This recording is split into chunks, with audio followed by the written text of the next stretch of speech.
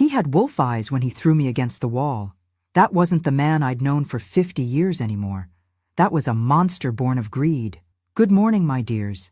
This is Martha Wilson, 79 years young, with a story I need to share with you all.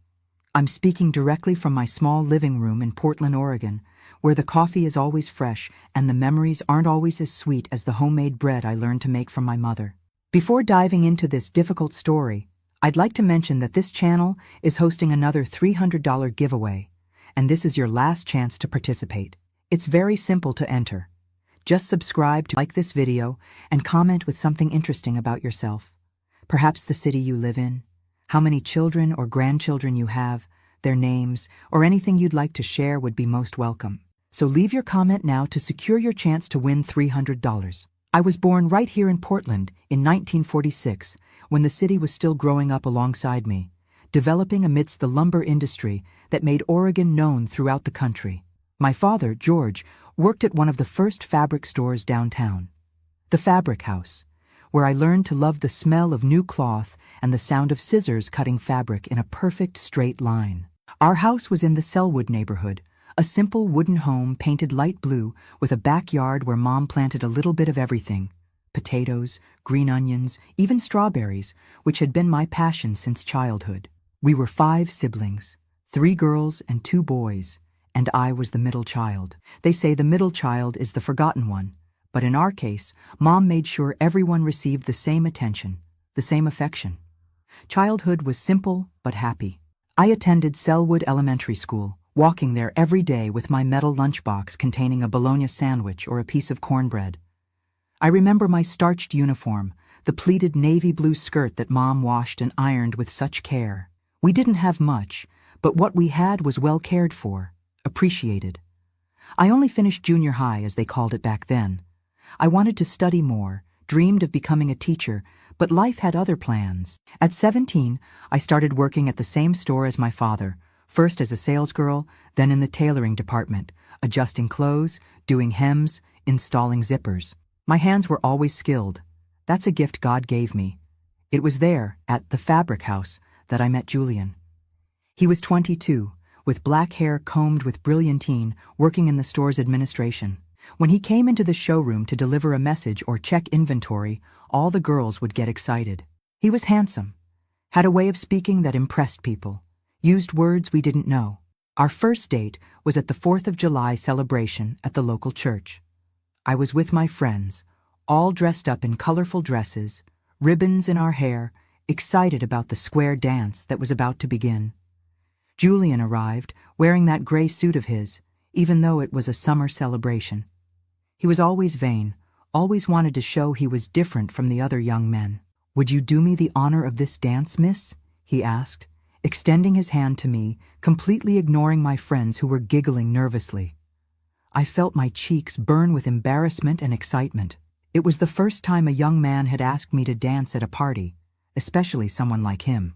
Our courtship began that night and followed the rhythm of those times, proper, supervised, with strict curfews. Julian would pick me up on Sundays for church, then we'd walk in the park. Sometimes we'd go to the Laurelhurst Theater, always accompanied by my younger sister, whom Mom sent as our chaperone. He treated me like a princess back then. He'd bring small flowers he picked along the way, save the last piece of chocolate for me, write me little notes that I hid in my Bible. I didn't see the signs, of course. When you're young and in love, you don't notice the red flags that life raises along the path. The first flag came when we discussed my job. We had been engaged for 3 months, planning the wedding, when he said, as if it were nothing, "After we get married, you'll stop working, of course." It wasn't a question, it was a statement. I was surprised because I liked my job, felt useful, liked having my own money, little as it was. "But I enjoy working at the store," I replied, confused. His face changed in an instant. It wasn't anger, it was something worse. Disappointment, as if I had failed some important test. "Martha," he said, using my full name as he did when he was serious, "my wife doesn't need to work. What kind of man will others think I am if I let my wife serve in shops? My role is to support the household." I swallowed hard, felt a lump in my throat. My mother had raised me to be obedient, not to make a fuss. "A good husband is a blessing from God," she always said. "When you find one, hold on tight." "I'm sorry," I murmured, lowering my eyes. "You're right." The smile immediately returned to his face, his large hand stroking my hair as if I were a child or a pet that had done the right thing. "My smart Martha. You'll see. You'll be much happier taking care of our home, our children." We married in 1968, in a simple ceremony at First Baptist Church. My dress was sewn by myself, with lace that Mom had kept since my birth for this day. The reception was in my parents' backyard, with a cake made by my godmother and appetizers that the neighbors helped prepare. The first years of marriage were adjustable, as we say. Julian had his quirks, his rigid schedules, his specific way of wanting things. Shirts ironed just so, coffee neither too hot nor too cold, the house immaculate when he brought colleagues home for dinner, always without prior notice. When he was in a good mood, he was affectionate, brought me small gifts, told me the latest news. When something upset him at work, he'd arrive silent, with that dark cloud hanging over his head. I learned to read the signs, to walk on eggshells on bad days, to be invisible when necessary. We lived in a small 2-story house downtown, near the store where he continued to work. I took care of the house, visited my mother on Tuesday afternoons, attended church, did charity work at the nursing home. A common life, like so many other women of my generation.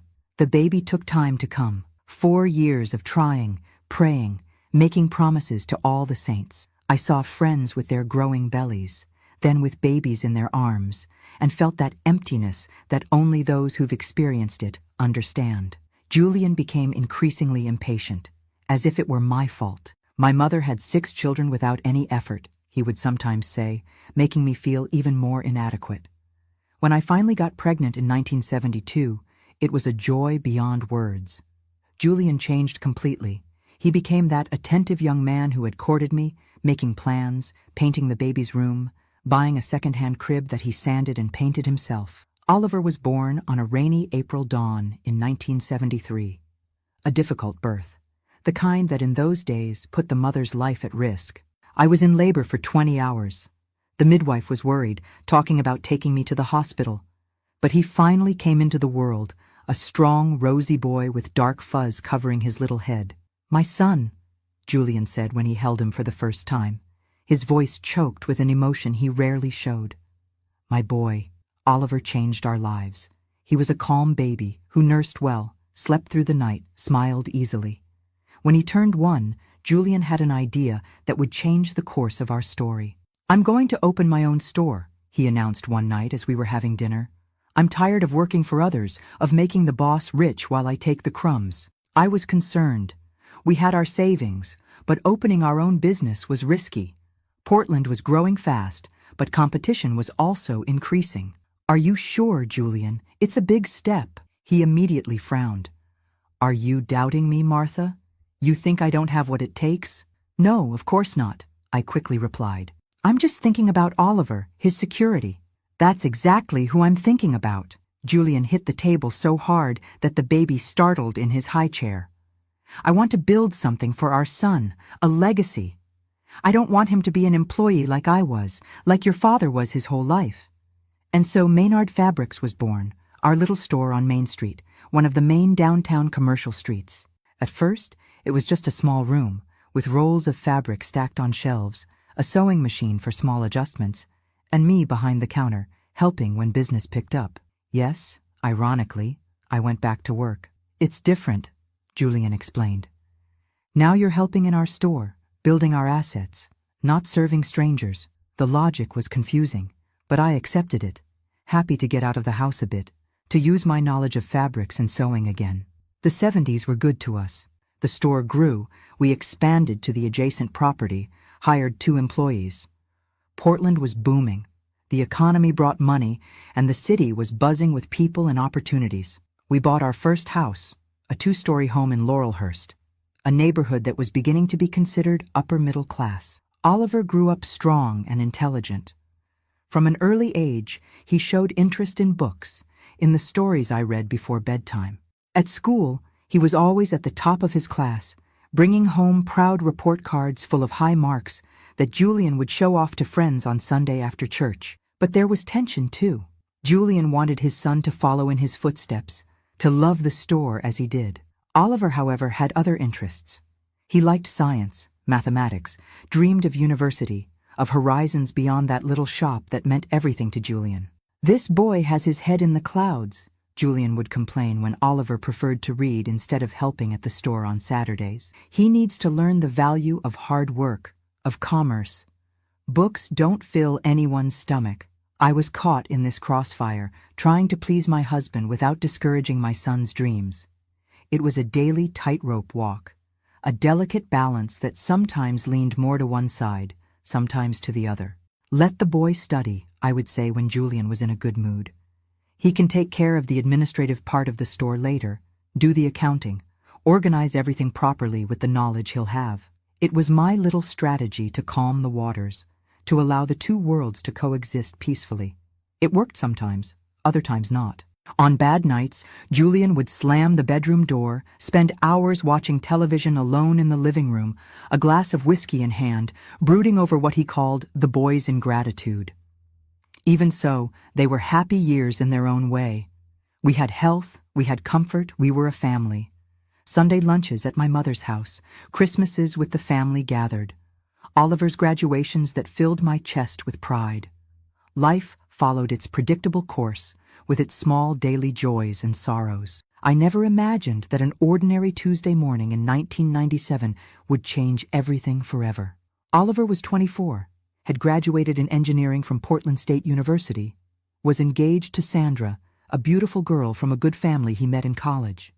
He worked at a large civil construction company, was saving money for the wedding that would happen at the end of that year. The phone rang at 10:43 in the morning. I remember the exact time because I looked at the kitchen clock as I dried my hands on my apron to answer. It was a number I didn't recognize. "Mrs. Martha Maynard?" asked a formal female voice. "Wife of Mr. Julian Maynard?" "Yes, that's me," I answered, feeling that sinking feeling in my stomach that you get when something is wrong. "This is Portland General Hospital. Could you come immediately? There's been an accident involving your son, Oliver Maynard." The world stopped at that moment. Literally stopped. The air became too heavy to breathe, my legs too weak to support my body. I grabbed the doorframe to keep from falling. "What kind of accident? Is he okay? Can I talk to him?" The silence on the other end of the line was answer enough. That kind of silence that screams truths no one wants to hear. "It's better if you come as soon as possible," was all the woman said. "Your husband has been notified. He's on his way to the hospital." I don't remember how I got there. I know a neighbor drove me, that she was saying things to calm me down, that all I could do was pray. "Hail Mary, full of grace, the Lord is with thee." Repeating the same words, like a mantra that could change what I already knew in the depths of my heart. Oliver had suffered an accident at the construction site where he was supervising a project. A poorly placed beam, a scaffolding that gave way, a fall of almost 50 feet. Instantaneous death, the doctor said later, as if it were some consolation, knowing that my son, my only son, didn't suffer in his final moments. Julian was already there when I arrived, sitting in a plastic chair in the hallway, his face buried in his large hands, his broad shoulders shaking in silent sobs I had never seen before. In 29 years of marriage, I had never seen my husband cry like that. I approached slowly, like someone approaching a wounded animal, and touched his shoulder. He raised his face, eyes red, swollen, the lost look of someone who doesn't recognize the world around them. "Martha," he said simply, his voice breaking on the second syllable. And then he hugged me tightly, as if I were a lifeline in the middle of a stormy sea. We stayed like that, embracing in a hospital corridor, two middle-aged people crying over the loss that no parent should face. A nurse approached after some time, asked if we wanted to see the body. I nodded, knowing that image would stay with me for the rest of my days. His face was serene, almost as if he were sleeping. They had cleaned the blood, closed his eyes, crossed his hands over his chest. He looked like my boy, and at the same time a stranger, an empty shell of what was once my son. I ran my hand through his dark hair, still soft like when he was a child, and silently promised that somehow I would survive this pain. For him, for his memory. Julian remained at the door, unable to approach, unable to touch his son, who no longer breathed. I saw something break inside him at that moment, something that would never be fixed. The wake, the funeral, the days that followed. It all seems like a blur in my memory. The constant visits, the plates of food that kind neighbors would leave, the hugs, the words of consolation that went in one ear and out the other without making any sense. How do you keep living after burying a child? How do you wake up in the morning? How do you breathe? How do you put one foot in front of the other and continue existing in a world where your child no longer exists?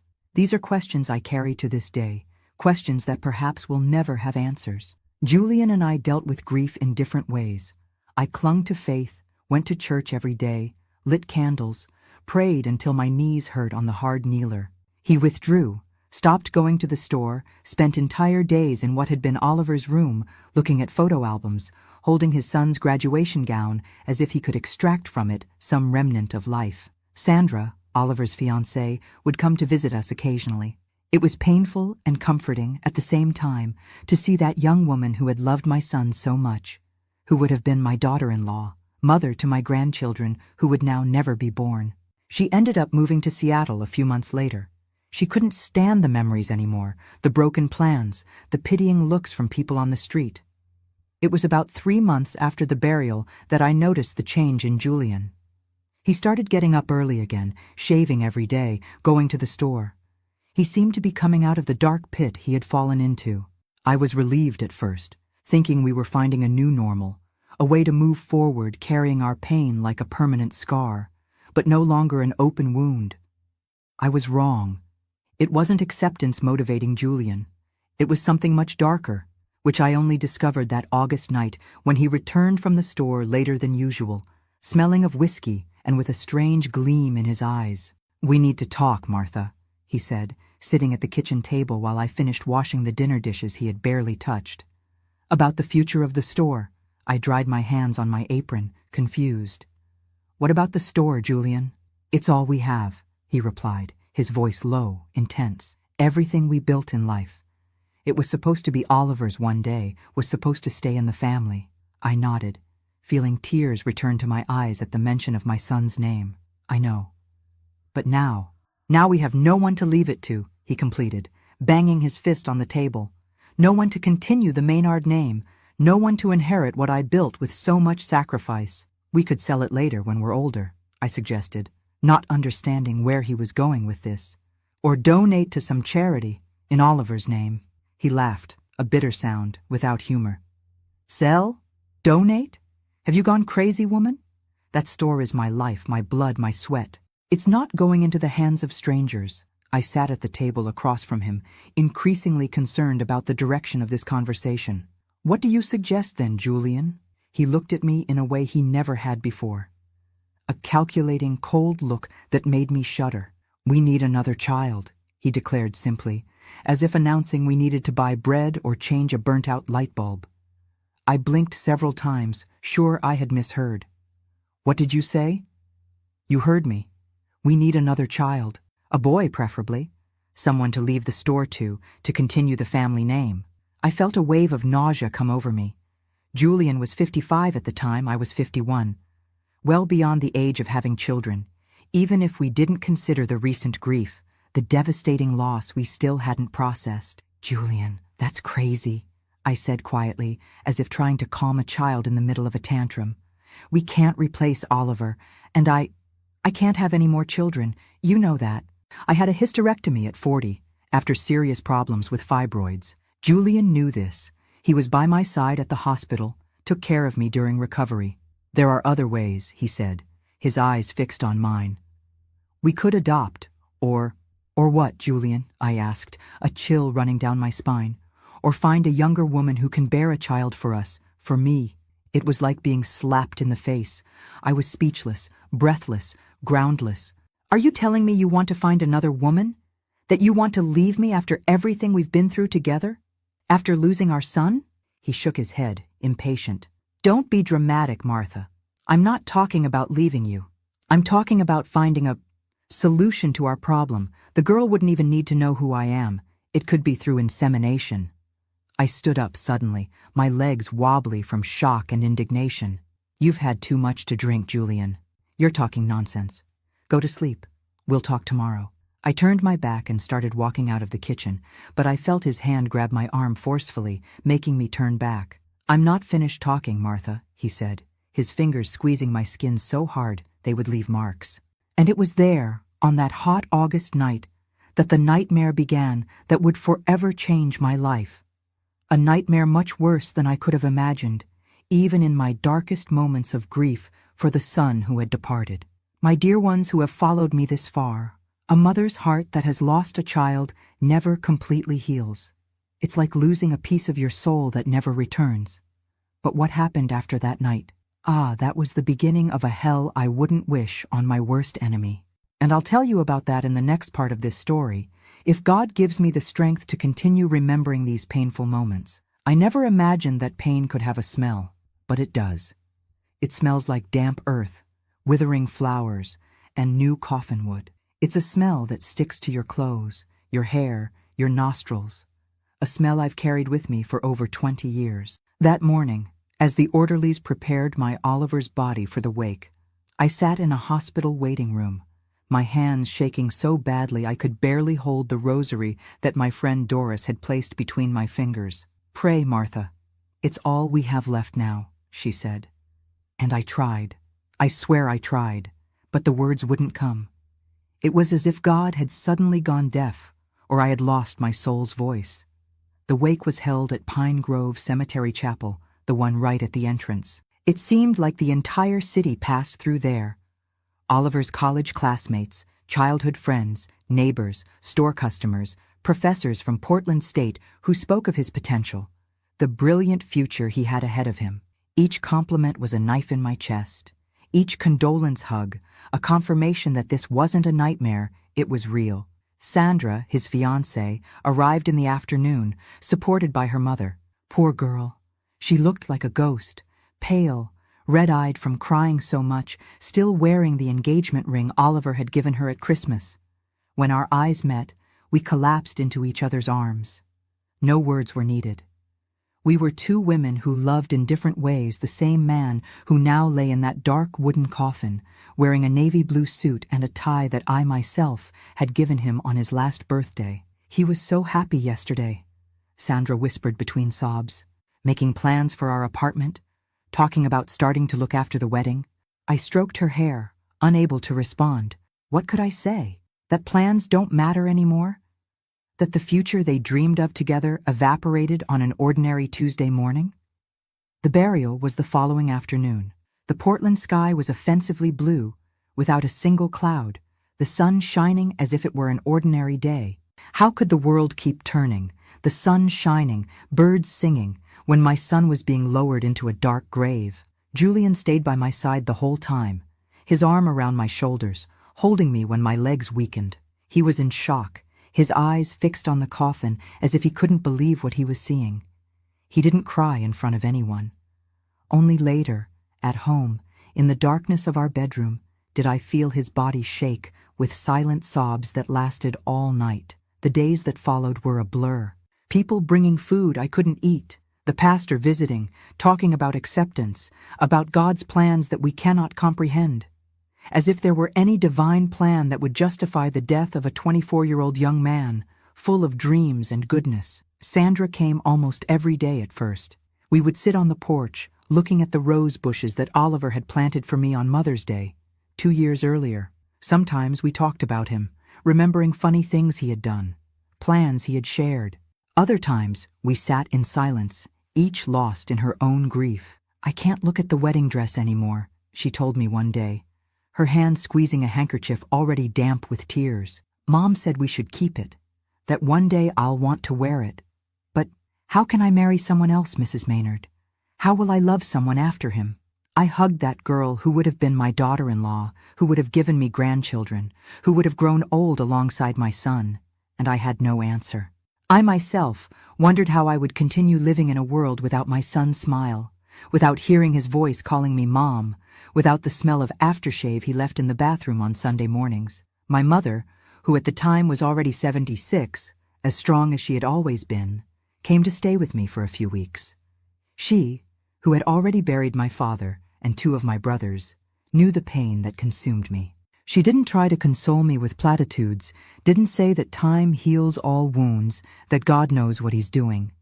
She was simply there, making the breakfast I didn't eat, opening the windows to let the sun in, gently forcing me to shower, to change clothes, to take small steps back toward life. "One day at a time, daughter," she would say, brushing my hair as she did when I was a girl.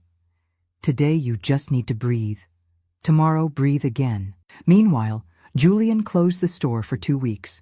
Then he went back, saying he needed to occupy himself, that staying at home was driving him crazy. He started coming home late, smelling of whiskey. He wasn't a drinker before, maybe a beer on Sunday with the barbecue. Nothing more. Now the bottle of whiskey in the kitchen cabinet emptied quickly. "You need to stop this," I said one night, when he stumbled to bed, so drunk he could barely take off his shoes. "This won't bring Oliver back." He looked at me with bloodshot eyes, his face contorted in an expression that mixed anger and pain. "Nothing will bring him back, Martha. Nothing. So let me forget in whatever way I can." How could I argue with that? I myself wanted to forget, if only for a few hours. Forget the coffin descending into the earth, my boy's pale face, dreams destroyed in an instant.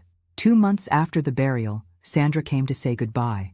She had secured a transfer at the company where she worked, was going to the Seattle branch. "I can't stay here anymore, Mrs. Maynard," she explained, her eyes downcast as if she felt ashamed.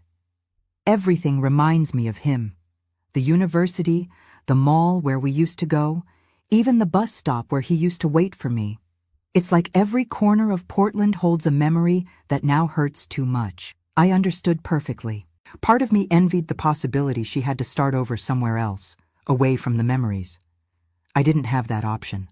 My life, my home, my husband, everything was there, intertwined with memories of my son. In the 3rd month, Julian started talking about the store. Obsessively. It was as if that small fabric business had become the only thread connecting him to sanity. "I worked 30 years building this," he would repeat, sometimes in the middle of dinner without the subject having come up. "30 years, Martha. Who will it go to now? To whom?" "We can think about that later," I would respond, trying to calm him. "We still have time. Maybe some nephew will be interested, when they're older." He would shake his head, dissatisfied. "It's not the same thing. I wanted a son there. Someone with our blood, our name." The obsession grew. Julian would spend hours at the store long after closing time. Sometimes I would find him sitting in the dark, just looking at the fabric shelves, at the counter where Oliver used to play as a child. On one of these nights, he came back different. There was a strange gleam in his eyes, a nervous energy that immediately put me on alert. He poured himself a glass of whiskey, downed it in one go, and sat across from me at the kitchen table. "I had an idea today," he announced, his voice a bit slurred from the drink. "A solution to our problem." "What problem, Julian?" I asked, although I already knew the answer. "The store, Martha, our legacy. We can't let it die with us." I sighed, tired of this circular conversation. "We've already talked about this. We don't have other children, unfortunately. But maybe someday, when we're ready, we could think about selling to someone who will take good care of it, who will keep the name." "No." He hit the table hard, making the glass jump. "I won't sell. I won't hand over to strangers what I built with so much sacrifice." I remained silent, waiting for the storm to pass, as it always did when he drank too much and became aggressive. "We need another child," he finally said, looking at me with an intensity that made me swallow hard. My first instinct was to laugh at the absurdity of it. I was 51, hadn't menstruated for several years, had undergone a hysterectomy after serious problems with fibroids. Besides, the idea of replacing Oliver, of having another child as if he were a replacement part, was revolting. "Julian, you know that's impossible," I replied with all the calm I could muster. "I can't have any more children, and even if I could, it wouldn't be fair. It wouldn't be right." He stood up, stumbling a bit, and began pacing back and forth across the kitchen. "There are other ways, Martha. We could adopt a child, or find a young, healthy woman who could have a child for us." I felt my stomach turn. What are you saying? That you want to find another woman? That you want to leave me after more than 30 years together? He shook his head, impatient. Don't be stupid. I'm not talking about leaving you. I'm talking about finding a surrogate. Someone who has the baby and gives it to us to raise. This is madness, I said, standing up too. Complete madness. You've had too much to drink, Julian. Go to sleep. Tomorrow you'll realize the absurdity of what you're saying. I turned my back to leave the kitchen, but felt his hand grab my arm forcefully, his fingers sinking into my flesh. I'm not finished talking, he growled, turning me around roughly to face him. At that moment, I saw something in his eyes that I had never seen before. It was no longer pain, no longer grief. It was a cold, calculating obsession that made me feel fear for the first time in all those years of marriage. Let me go, Julian, I asked, trying to keep my voice steady. You're hurting me. He looked at his own fingers squeezing my arm, as if he hadn't realized what he was doing, and released me. I backed away a few steps, rubbing the red mark that was already forming on my skin. I'm sorry, he muttered, running his hand over his tired face. I didn't mean to. It's just that you don't understand, Martha. I need this. I need an heir for the store. It's all I have left. And me?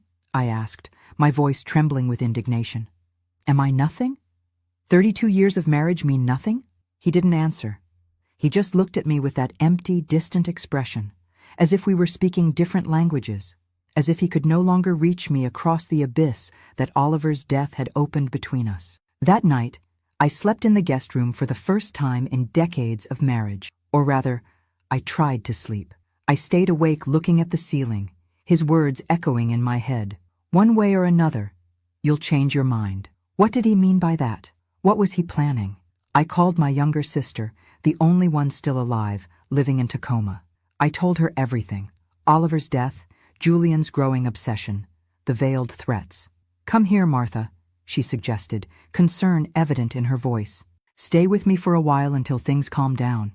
He seems beside himself. I considered the offer. It would be a relief to leave that house that now seemed like a prison, away from that man I no longer recognized. But something was holding me back. Perhaps a misplaced sense of duty, of loyalty to a marriage of so many decades, or perhaps just the deep exhaustion that grief had installed in my bones, making the idea of any movement, any change, too exhausting to contemplate. I'll be fine, I replied, not believing my own words. He's just suffering. It will pass. My sister didn't insist, but made me promise I would call every day, that I would maintain constant contact. Anything strange, you call me. No matter what time. When Julian returned that night, he was calmer, almost normal. He asked about my day, commented on the weather, as if the explosion of the night before had never happened. He didn't mention children, adoption, clinics. I felt a cautious relief, hopeful that perhaps, just perhaps, he had given up on that absurd idea. Days passed, turning into weeks. Life seemed to resume an almost normal rhythm. Julian would go to the store, I would take care of the house, visit my friend Doris on Wednesdays, go to church on Sundays. We talked little about Oliver. His name was a wound that still bled too much to be constantly touched. The only unusual thing was that Julian started bringing me gifts. Small things at first. Chocolates I liked, a plant for the porch, a cookbook, then bigger things. A new set of pots and pans, a dress he saw in a shop window, an imported perfume, gifts that would have pleased me before, but that now received a mechanical, suspicious thank you. One day, he arrived with a jewelry box. Inside, a pair of pearl earrings with small diamonds around them. They're beautiful, I said, genuinely surprised. But what's the occasion? He smiled, a smile that didn't reach his eyes. Do I need an occasion to please my wife? Something in his tone, in the way he said, my wife, left me uneasy. There was a possessiveness there, an intention I couldn't completely decipher. At night, when he lay down beside me, I had returned to the master bedroom after weeks in the guest room. I realized he had been drinking. Not much, just enough to loosen his tongue, to lower his guard. You look so beautiful today, Martha, he murmured, running his hand over my face in a way he hadn't done in a long time. Still so young. I'm 51, Julian, I replied, uncomfortable with the direction of that conversation. I'm far from young. But you're still an attractive woman, he insisted, his hand now moving down my neck, my shoulder. A desirable woman. That's when I understood. The gifts, the compliments, the sudden display of affection. They weren't gestures from a repentant husband for the harsh words. They were part of a plan. His plan to make me change my mind. I'm tired, Julian, I said, turning to my side with my back to him. It was a long day. I felt his hand pause in the air, hesitant. Then a frustrated sigh. You're always tired lately, aren't you? Always have an excuse. I didn't answer. I pretended to sleep, my eyes open in the dark, my heart beating fast in my chest. The understanding of what he was trying to do, win me back, seduce me, then propose again the idea of another child, left me disgusted, outraged, as if our relationship, our marriage of so many years, could be reduced to a transaction, a negotiation where my body was just a bargaining chip. The next morning, he left early as always, but not before hugging me from behind as I prepared coffee, his hands trying to find their way inside my nightgown. Julian. No, I said firmly, moving away. This isn't the time. When will it be the time then? He asked, frustration evident in his voice. It's been months, Martha. Months. We're in mourning, I replied simply. Our son died. And life goes on, he retorted, grabbing his coffee cup with unnecessary force. We can't stop living. I didn't respond. There was no response to give. For him, continuing to live meant replacing Oliver, generating another heir for his precious store. For me, it meant just breathing day after day, carrying the pain as a constant companion, learning to live with the emptiness that would never be filled. At the end of that week, Julian came home later than usual. He was agitated, his eyes shining with that same feverish energy that had immediately put me on alert before. I have a surprise, he announced, sitting beside me on the couch where I was watching the evening news. I booked a weekend for the two of us, at a lodge in Cannon Beach, to celebrate our wedding anniversary. Our anniversary was still 2 months away, but I didn't mention that. I just looked at him, trying to decipher what was behind those eyes I once knew so well. I don't know if I'm ready for a trip, Julian, I responded cautiously. I still feel fragile. That's exactly why we need to go, he insisted, taking my hands in his. To reconnect, Martha. To remember who we were before all this. Just the two of us, like in the beginning. There was a genuine plea in his voice that almost convinced me. Almost made me believe it was really about us, about healing our marriage fractured by tragedy. But then his eyes shifted, just for a second, and I saw something calculating, something premeditated that destroyed any hope that his intentions were pure. I'll think about it, I replied, withdrawing my hands from his. I'm not promising anything. He nodded, apparently satisfied that I hadn't refused outright. He stood up, announcing he was going to take a shower, and went upstairs whistling softly. A sound so incongruous with the grief we supposedly carried that it gave me chills. As soon as he left, I picked up the phone and called my sister. I told her about the gifts, the advances, the invitation for the trip. Don't go, she said immediately, her voice laden with concern. I don't like any of this, Martha. He's plotting something. I think so too, I agreed, speaking softly so Julian couldn't hear me from upstairs. I think he's still obsessed with the idea of another child. But that's crazy. You're 51. You can't get pregnant anymore. He knows that. I think he's trying to convince me to accept the idea of a surrogate, or adoption, or whatever. My sister was silent for a moment. When she spoke again, her voice was serious, measured. Martha, listen. You need to get out of there. Come to Tacoma. Stay with me for a while. This man is not in his right mind. Once again, I considered the offer. Once again, something prevented me from accepting.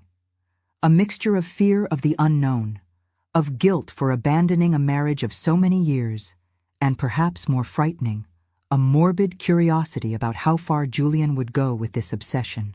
I'll be fine, I repeated, the same empty words as before. I just need to be firm, make it clear that I won't give in. If you change your mind, at any time, call me. I'll come get you personally. I thanked her and hung up, my heart heavy with dark presentiments I couldn't completely name.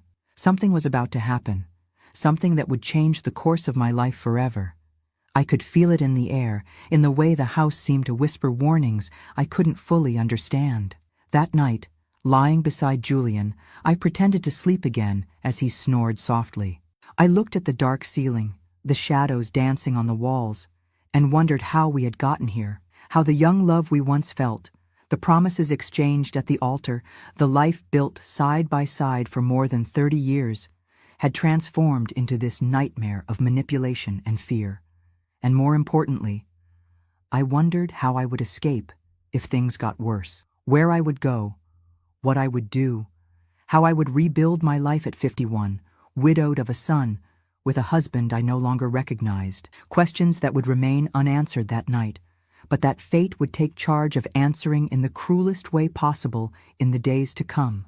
Those who see these wrinkled hands of mine today can't imagine the strength they've had to have. Hands that rocked a child, that sewed dreams in fabric scraps, and that one day had to fight for their own survival. Everything began to change on that Thursday. Almost 5 months after we buried Oliver, I woke up with Julian watching me. It wasn't a look of affection. It was something calculating, like a chess player planning his next move. I pretended not to notice, got up and headed to the kitchen as I did every morning. I prepared the strong coffee he liked, the buttered toast, set them on the table as I had done for the last 32 years. Routine in those days was the only thing keeping me functioning. I decided we're going to Cannon Beach next weekend, he announced as he buttered his toast. It wasn't an invitation. It was an order.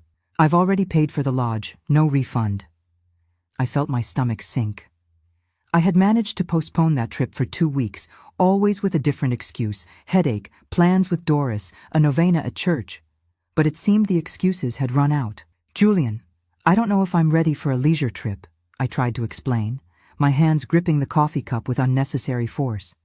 I still don't feel well.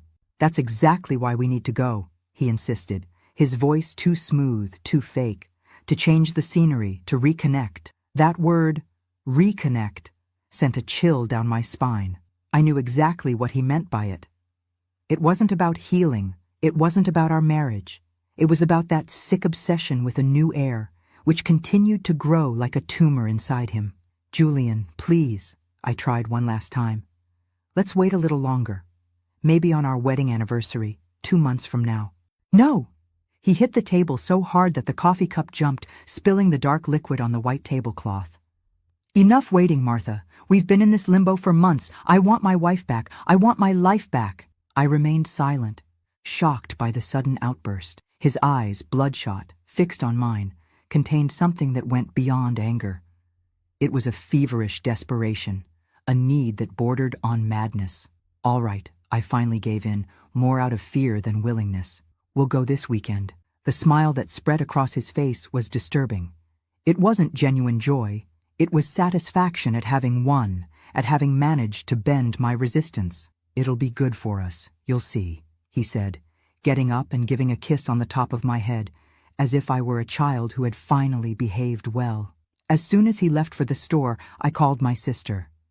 My hands were shaking so badly I could barely hold the phone.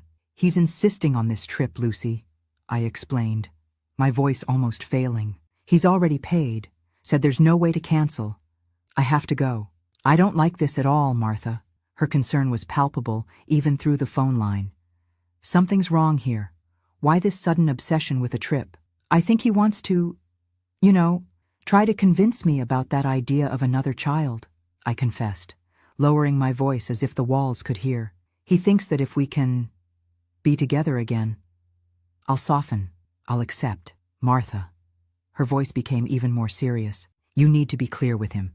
Tell him it's not going to happen, that there's no possibility. I've tried, Lucy. He doesn't listen. It's like there's a wall between us, like he can't hear me anymore.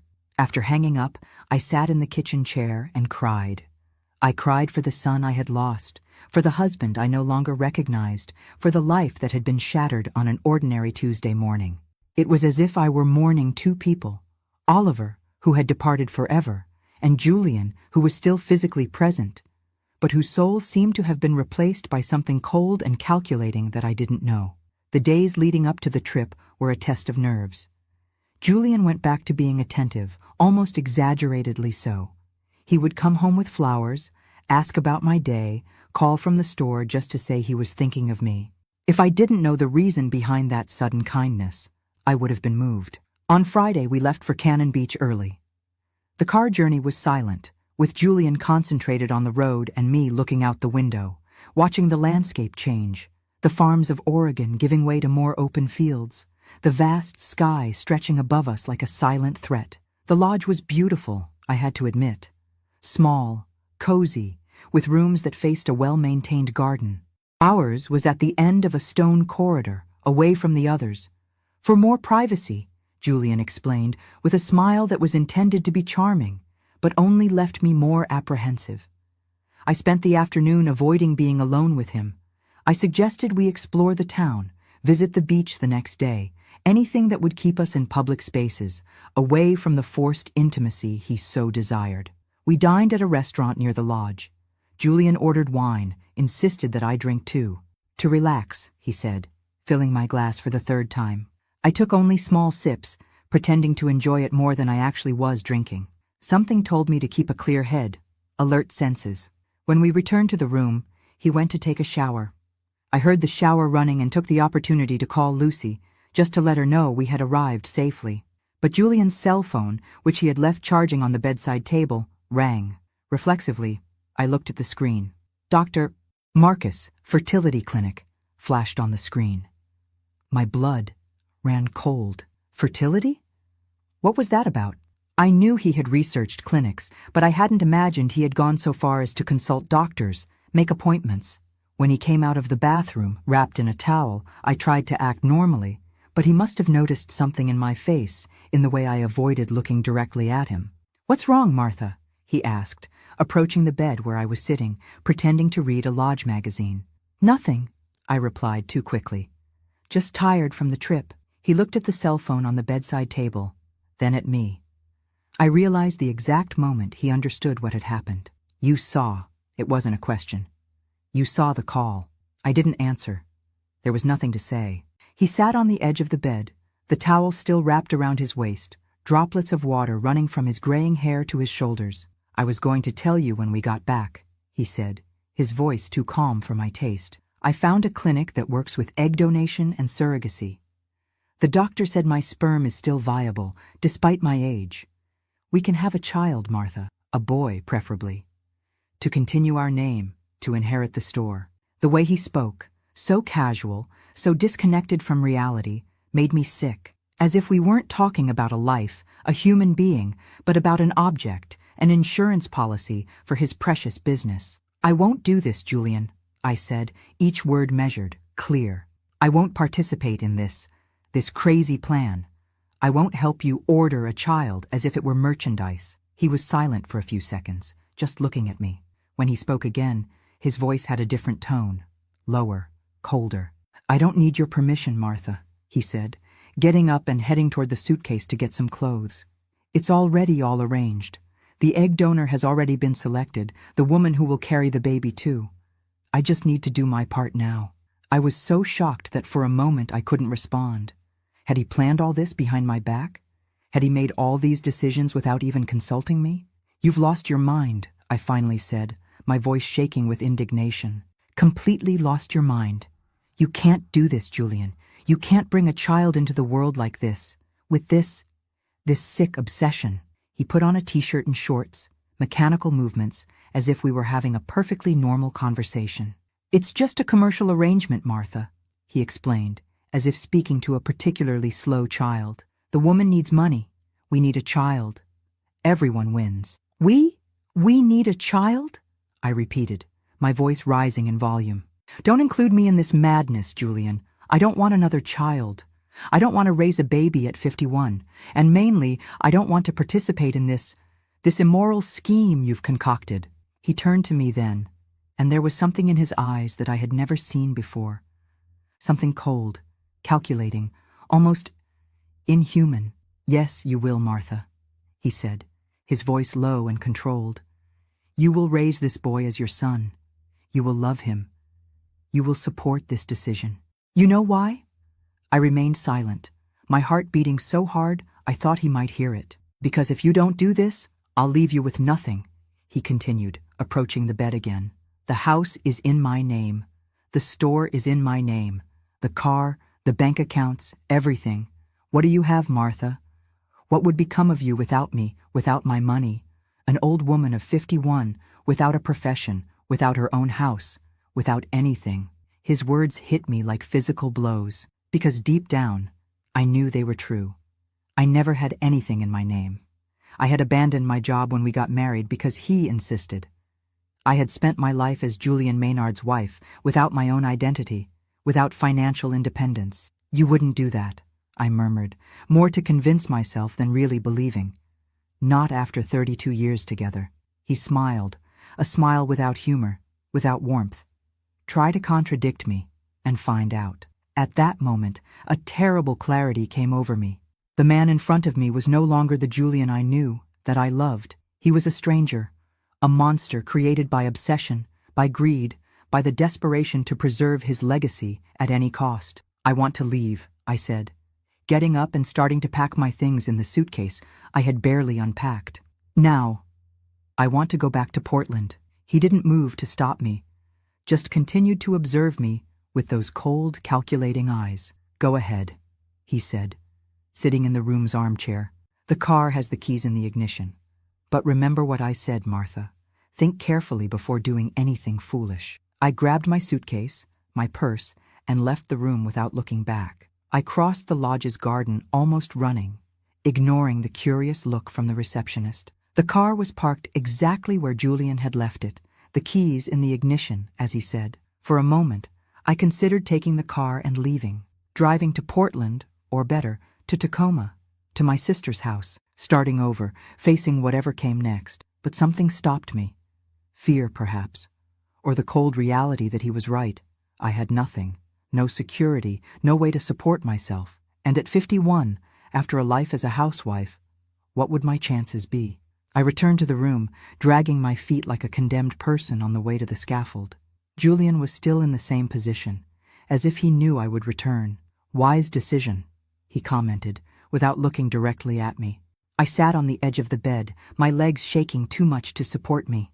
What exactly do you want from me? I asked, my voice almost a whisper.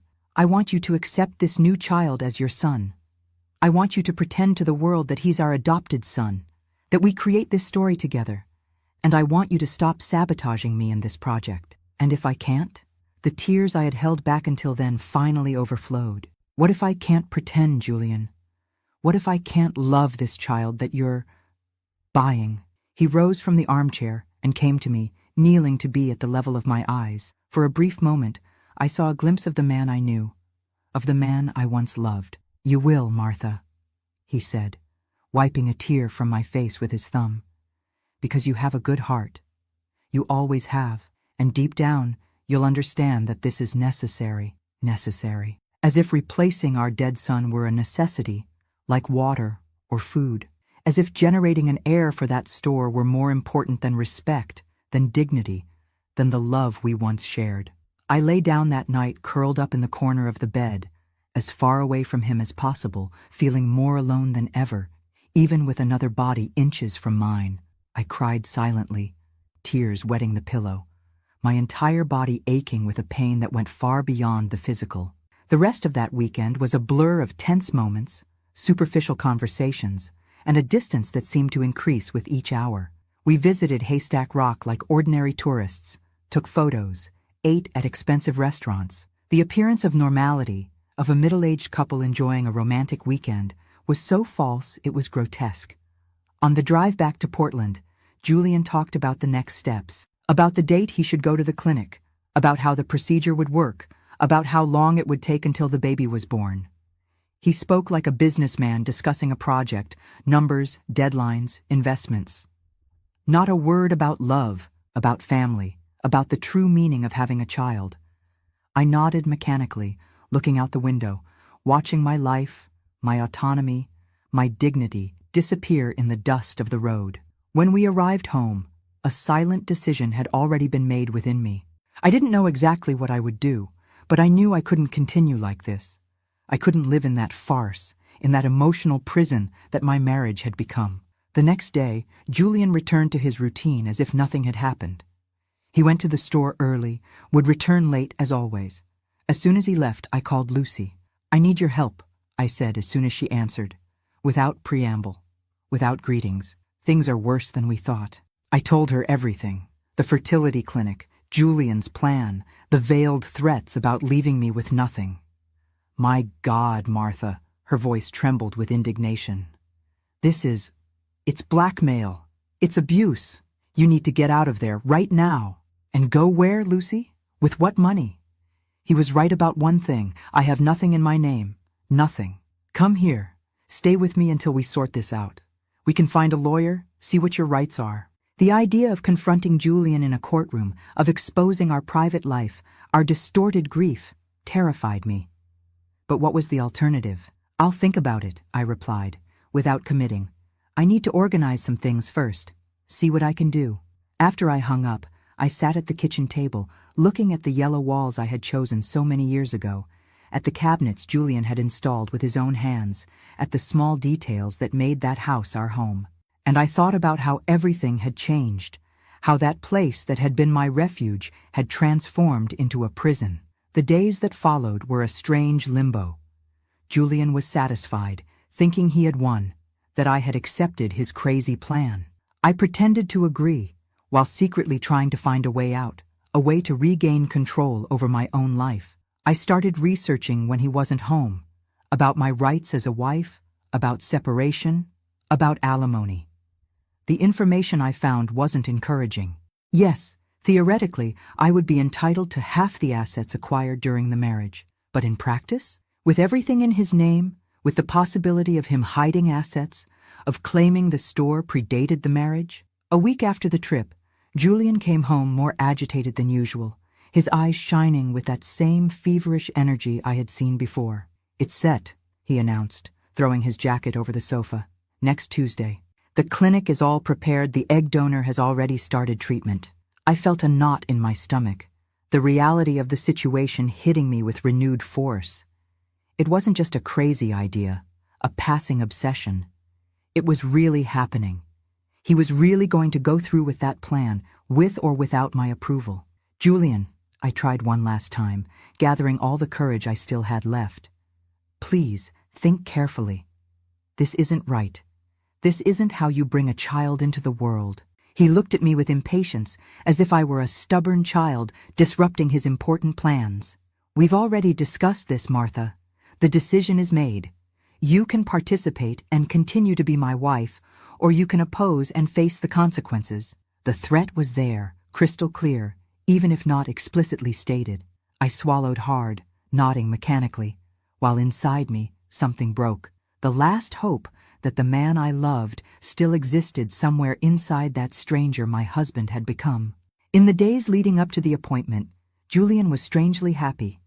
He hummed around the house, brought small gifts, talked about plans for the future, a future that included that yet-to-be-conceived child, that heir so desired for his precious store. I, on the other hand, sank deeper and deeper into a well of silent desperation. I couldn't eat, couldn't sleep. I spent hours looking at photos of Oliver, silently asking forgiveness for not having been able to protect his memory, for being about to participate in that grotesque farce his father had orchestrated. The night before the appointment, Julian came home from the store later than usual. I immediately noticed that something was different. There was a strong smell of alcohol emanating from him. His eyes were red, his walk slightly staggering. "Celebrating in advance?" I asked, unable to hide the bitterness in my voice. He smiled, a crooked, drunken smile. "Why not? It's a big day, Martha. The day we start over. The day we ensure the Maynard name will continue." I went to the kitchen, trying to escape that conversation, that suffocating proximity. But he followed me, sitting heavily in a chair while I pretended to busy myself washing dishes that were already clean. "You know what I thought today?" he began, his voice slurred by alcohol. "I thought that maybe it was better this way, better that Oliver is gone." I turned abruptly, wet hands, heart beating so hard it seemed to want to come out through my mouth. "What did you say?" He shrugged, pouring himself another glass of whiskey he had brought from the living room. "He was never interested in the store. You know that. always with his head in books, in studies, in that engineering. He would have sold everything at the first opportunity after I died. I couldn't believe what I was hearing. It was as if a stranger were sitting in my kitchen, using my husband's face, saying things Julian would never say. "How can you talk like that?" I whispered, tears blurring my vision. "How can you talk like that about your own son?" "I'm being realistic, Martha." He took a sip of the whiskey, making a face as the liquid burned going down. "Oliver was a good boy, but he wasn't the son I needed. Not to continue my legacy." It was as if something inside me finally broke. The last line that kept me tied to that man, to that marriage. Something beyond indignation, beyond anger. A crystalline revelation that the person in front of me was not just a man disturbed by grief, but someone fundamentally cruel, fundamentally wrong. "You're a monster," I said, the words coming out like stones from my throat. "A selfish monster who only cares about himself, about his precious legacy." Not for a second did you really grieve Oliver's death, did you? All you thought about was your store, your name, your vanity. He stood up so quickly that the chair fell backwards with a crash. His eyes, bloodshot from alcohol, fixed on mine with a fury I had never seen before. "Be careful what you say, Martha," he hissed, approaching me with faltering steps. Very careful. But something had changed inside me. The fear that had paralyzed me for months had transformed into a cold, crystalline anger that gave me a clarity I hadn't felt in a long time. "Or what?" I challenged, taking a step toward him instead of backing away. "You'll hit me? You'll throw me out of the house? Do it. Anything would be better than continuing to live with someone like you." It was like flipping a switch. His face contorted into a mask of fury, his eyes almost bulging from their sockets, the veins in his neck visibly pulsing. "You ungrateful woman!" he roared, advancing toward me with his arm raised. "After everything I've done for you." The slap caught the side of my face with such force that I saw stars for a moment. I staggered backwards, my hand instinctively covering the area that had been hit, the metallic taste of blood filling my mouth where I had bitten my own cheek. Julian stood still, looking at his own hand as if he didn't recognize what he had just done. In 32 years of marriage, with all his faults, he had never raised a hand to me. Never. "Martha," he began, his voice suddenly sober, regretful. "I didn't mean to. It was the alcohol. Don't touch me!" I screamed when he tried to approach, extending his hand toward my injured face. "Never touch me again." I backed up until I hit the drawers by the sink, my heart racing, my face burning, my whole body shaking with anger and fear. Julian continued advancing, arms extended in a gesture that was meant to be conciliatory, but which to me seemed only more threatening. "It was an accident," he insisted, his voice pleading now. "You provoked me, Martha. You said horrible things. I lost my head for a second." Stay away from me," I repeated, my eyes scanning the kitchen for something, anything I could use to defend myself if he advanced further. My hand found the drawer of utensils behind me. I opened it blindly, my fingers closing around the first object they touched, a kitchen knife, the one I used to cut meat, large, sharp. "Martha," there was a warning tone in his voice now, his eyes fixed on the knife I was holding. "Don't be ridiculous. Put that down and let's talk like adults." "We have nothing more to talk about," I replied, the knife firm in my hand, pointed at him. "It's over, Julian. Over in every possible way." He took a step forward, his hand extended as if he were going to take the knife from me. "You're not going anywhere, Martha. Not before tomorrow's appointment. Not before we resolve this baby issue." The way he said that, cold, authoritative, as if I were a property that had no right to decide about my own life, was the last straw. Something inside me, something that had been oppressed, silenced, subjugated for decades, finally freed itself in a primal cry of self-determination. "There will be no baby," I shouted, gripping the knife handle so hard that my knuckles turned white. "I'm not your slave. I'm not your property. I'm a person, Julian. A person who lost a child, who is suffering, who deserves respect." He laughed. A cold, disdainful sound that sent chills down my spine. "Respect? What have you done to deserve respect, Martha? What are you without me? A housewife without education, without money, without anything. You are what I made you, and you'll do what I tell you to, or you'll find out what life is like without my protection. Each word was like a whip, each syllable a cruel reminder of how I had allowed my identity to be erased, my autonomy to be eroded year after year, decision after decision. I'd rather live under a bridge than continue one more day with you, I said, my voice surprisingly firm despite the tears streaming down my face. I tried to get past him, still holding the knife, determined to get my things, to leave that house, that life, no matter where to. But Julian blocked my path, his expression now a mask of contained fury. You're not going anywhere, he repeated, gripping my arm forcefully. Tomorrow we're going to that clinic, and you're going to smile, you're going to be the dedicated wife you've always been, and then we're going to come home and forget this ridiculous conversation. I tried to pull away, pulling my arm with all the strength I had. Let me go! It's over, Julian! Over! Everything happened very quickly after that.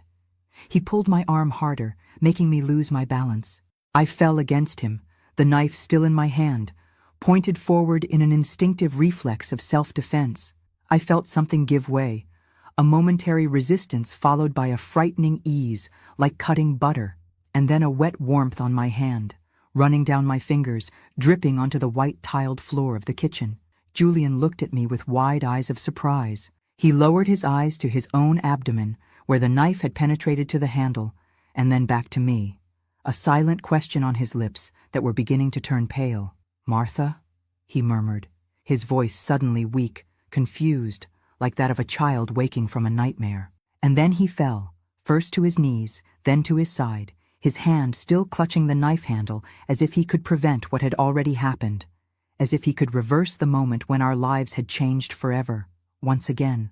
Blood has a different color when it comes from someone you've loved for more than 3 decades. It's not red like in the movies. It's darker, almost black under the dim light of the kitchen. And the smell, metallic, strong, impossible to forget, even after so many years. I stood paralyzed, watching Julian on the floor, his breathing increasingly weak, the blood spreading around him like a macabre halo. Time stopped at that instant, as if the kitchen clock had frozen its hands. Help me, Martha, he whispered, his voice weak, his eyes pleading, so different from the cold, calculating eyes of minutes before. Please, my instincts took over. I grabbed the phone, dialed the emergency number with trembling fingers, staining the white device red. My husband. An accident. There's a knife. I could barely form complete sentences. 2473 Oak Street, Laurelhurst. Please, come quickly. I returned to Julian, kneeling beside him, not caring about the blood soaking my skirt. I held his hand, that same hand that minutes before had struck me, had threatened me. Now it was just the hand of a dying man, cold, trembling, seeking one last human contact. Hold on, I said through tears, the anger of moments ago transformed into pure terror. The ambulance is coming, his eyes, clouded by pain and shock, fixed on mine. The store, he murmured, and even there, on the verge of death, his obsession persisted. Promise you'll take care of the store. It was the last thing he said before closing his eyes. His hand, which squeezed mine with desperation, suddenly relaxed. His breathing, previously noisy and labored, ceased. When the ambulance arrived, 15 minutes later, Julian Maynard had already departed this world, taken by a kitchen knife and by the obsession that consumed him until his last breath. The paramedics attempted resuscitation, but it was too late. The police arrived soon after. I was taken to the station, still in shock, my hands and clothes stained with the blood of the man who, for more than 30 years, had been my husband. It was an accident, I repeated several times during the interrogation. He was assaulting me. I tried to defend myself. We stumbled. The detective, a middle-aged man with deep circles under his eyes, someone who had seen it all in this life, looked at me with an expression that mixed doubt and compassion. Mrs. Maynard, you need to understand the gravity of the situation, he explained, his voice calm but firm. Your husband is dead. The knife was buried in his abdomen. We need to investigate what really happened. I was detained preventively. For the first time in my life, at 51, I spent a night in jail. A small, damp cell, with a thin mattress on a concrete bed. I sat there, hugging my knees, looking at the peeling wall, trying to process how my life had turned into a nightmare in a matter of hours. The next morning, my sister Lucy arrived. She had traveled all night from Tacoma as soon as she heard what happened. She paid the bail, hired a lawyer, took me to her house. "We'll resolve this, Martha," she promised, holding my trembling hands as she drove. "You acted in self-defense. Anyone can see that." But I knew it wasn't that simple. Society judges harshly a woman who kills her husband, even in self-defense. And what would I say? That he wanted to force me to accept a baby that would be generated by another woman? That he was obsessed with the idea of replacing the son we lost? It sounded absurd even to me, who had lived through every minute of that nightmare. Julian's funeral was 3 days later. A small event, just the closest family, some friends, longtime customers of the store. I stayed at the back of the chapel, wearing a veil that covered my face, not so much for traditional mourning, but to hide from curious, judgmental looks. People whispered when I passed, "That's her, the woman who killed her husband. They say it was a fight over money." I heard he had a mistress. The rumors grew, distorted, increasingly far from the complex and painful truth. No one mentioned the years of control, the growing obsession with the store, the threats, the slap to the face. It was easier to create a simple story, a clear villain, than to understand the web of circumstances that led to that fatal night. The judicial process lasted almost a year. A year of hearings, testimonies, expert reports. A year in which my life was suspended, in which my every move was scrutinized, every word weighed. My lawyer, Mr. Davis, a patient man with gray hair and thick-framed glasses, built the defense around self-defense. Mrs. Maynard was being threatened, coerced, he argued in court. Her husband had physically assaulted her for the first time in 32 years of marriage. She feared for her life, reacted instinctively. It was a tragic accident, not a premeditated crime. The prosecution painted a different picture. A resentful wife, tired of a long marriage, wanting to get rid of her husband to inherit his estate. Mr.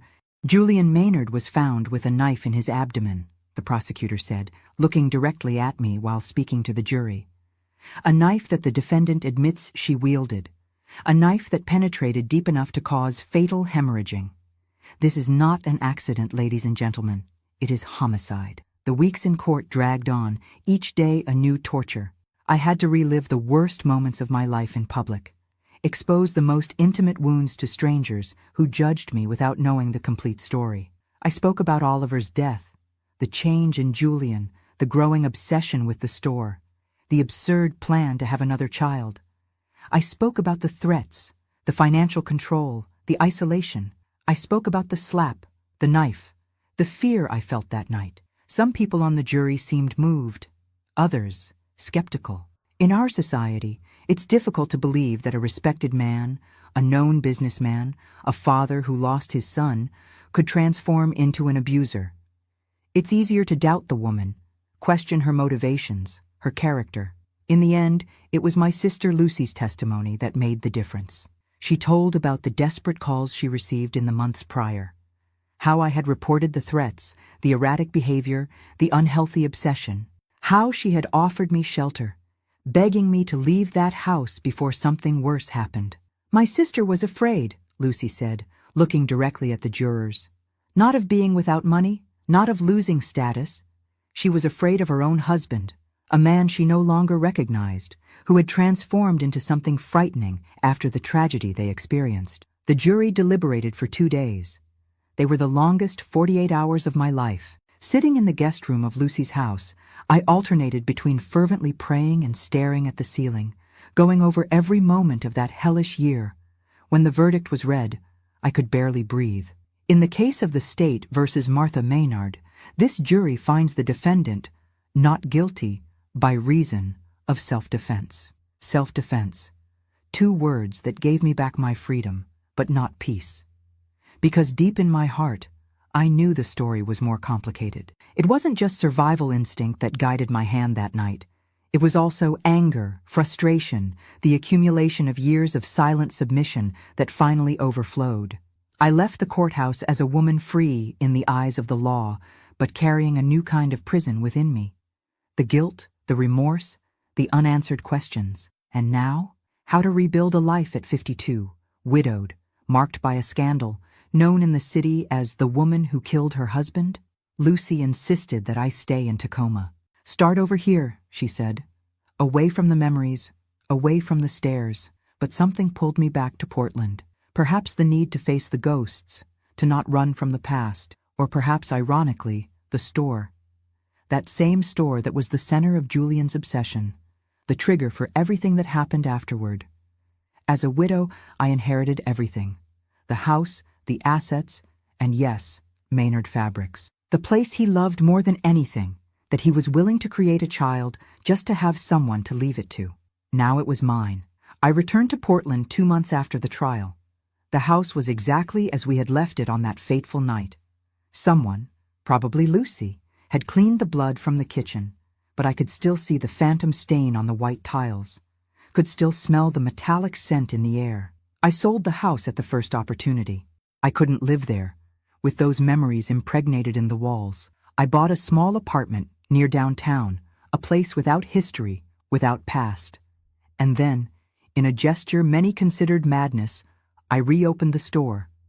Not out of greed, not out of financial necessity, but from a strange sense of duty, as if I needed to prove something, to Julian, to Oliver, to myself. Maynard Fabrics, the name remained the same, but everything else changed. I remodeled the space, hired young apprentices, created a small sewing school in the back for low-income women. I transformed that place that had been a symbol of obsession and tragedy into something positive, something that served the community. In the first few months, few customers appeared. The scandal was still fresh. People still whispered when I passed by. But gradually, the story was forgotten, replaced by other gossip, other dramas. Life moved on, as it always does. The years passed. The pain never completely disappeared. The loss of Oliver, the traumatic end of Julian, the emotional scars of the abuse I suffered. But I learned to live with it, to carry it as part of my story, not as something that completely defines me. The store prospered beyond what Julian ever imagined. It expanded to include a home decoration line, then personalized clothing. When I retired at 70, it was already a small chain with 3 locations in Portland. I passed the management to Kate, one of the first apprentices I hired, a talented woman who had escaped an abusive relationship and found refuge in work. "You saved my life," she told me on the day we signed the transfer papers. "You gave me purpose when I had nothing." I smiled, thinking of the irony. Perhaps we saved each other, Kate. Now at 79, I live a quiet life. My hair, once black as ebony, is now completely white. My hands, which once held a knife in desperation, now hold knitting needles, making caps and scarves to donate to the local nursing home. My heart, which was broken in so many different ways, still beats, still feels, still has the capacity to rejoice in small things. A bird at the window, a visit from a friend, a child's smile on the street. People who know me today, neighbors, young people from the parish, see only a nice lady, perhaps a bit reserved. They don't know about the storm I once was, the strength I needed to survive, the impossible choices I had to make. I carry my scars with dignity, without shame, without ostentation. They are part of who I am, silent witnesses to the fight I waged to recover my identity, my autonomy, my right to exist as a complete person, not as an extension of a man, not as a repository for others' dreams. If there's one lesson I've learned on this long journey, it's that it's never too late to start over. It's never too late to say no to oppression, to raise your voice against abuse, to demand respect. Even when it seems that all doors are closed, even when fear paralyzes, even when the whole world seems to conspire against you, there is always a path to liberation, even if it's through the deepest darkness. My dear ones who have followed me through this difficult journey, thank you for listening to my story. If you enjoyed this video, please subscribe to our channel, like this video, and leave a comment telling us something about yourself. perhaps the city you live in, how many children or grandchildren you have, or what touched you most about this story. May God bless each of you, illuminate your paths, and bring peace to your hearts. Remember, no matter how dark the night, dawn always comes. It was like that for me, and it will be like that for you too. Until the next video.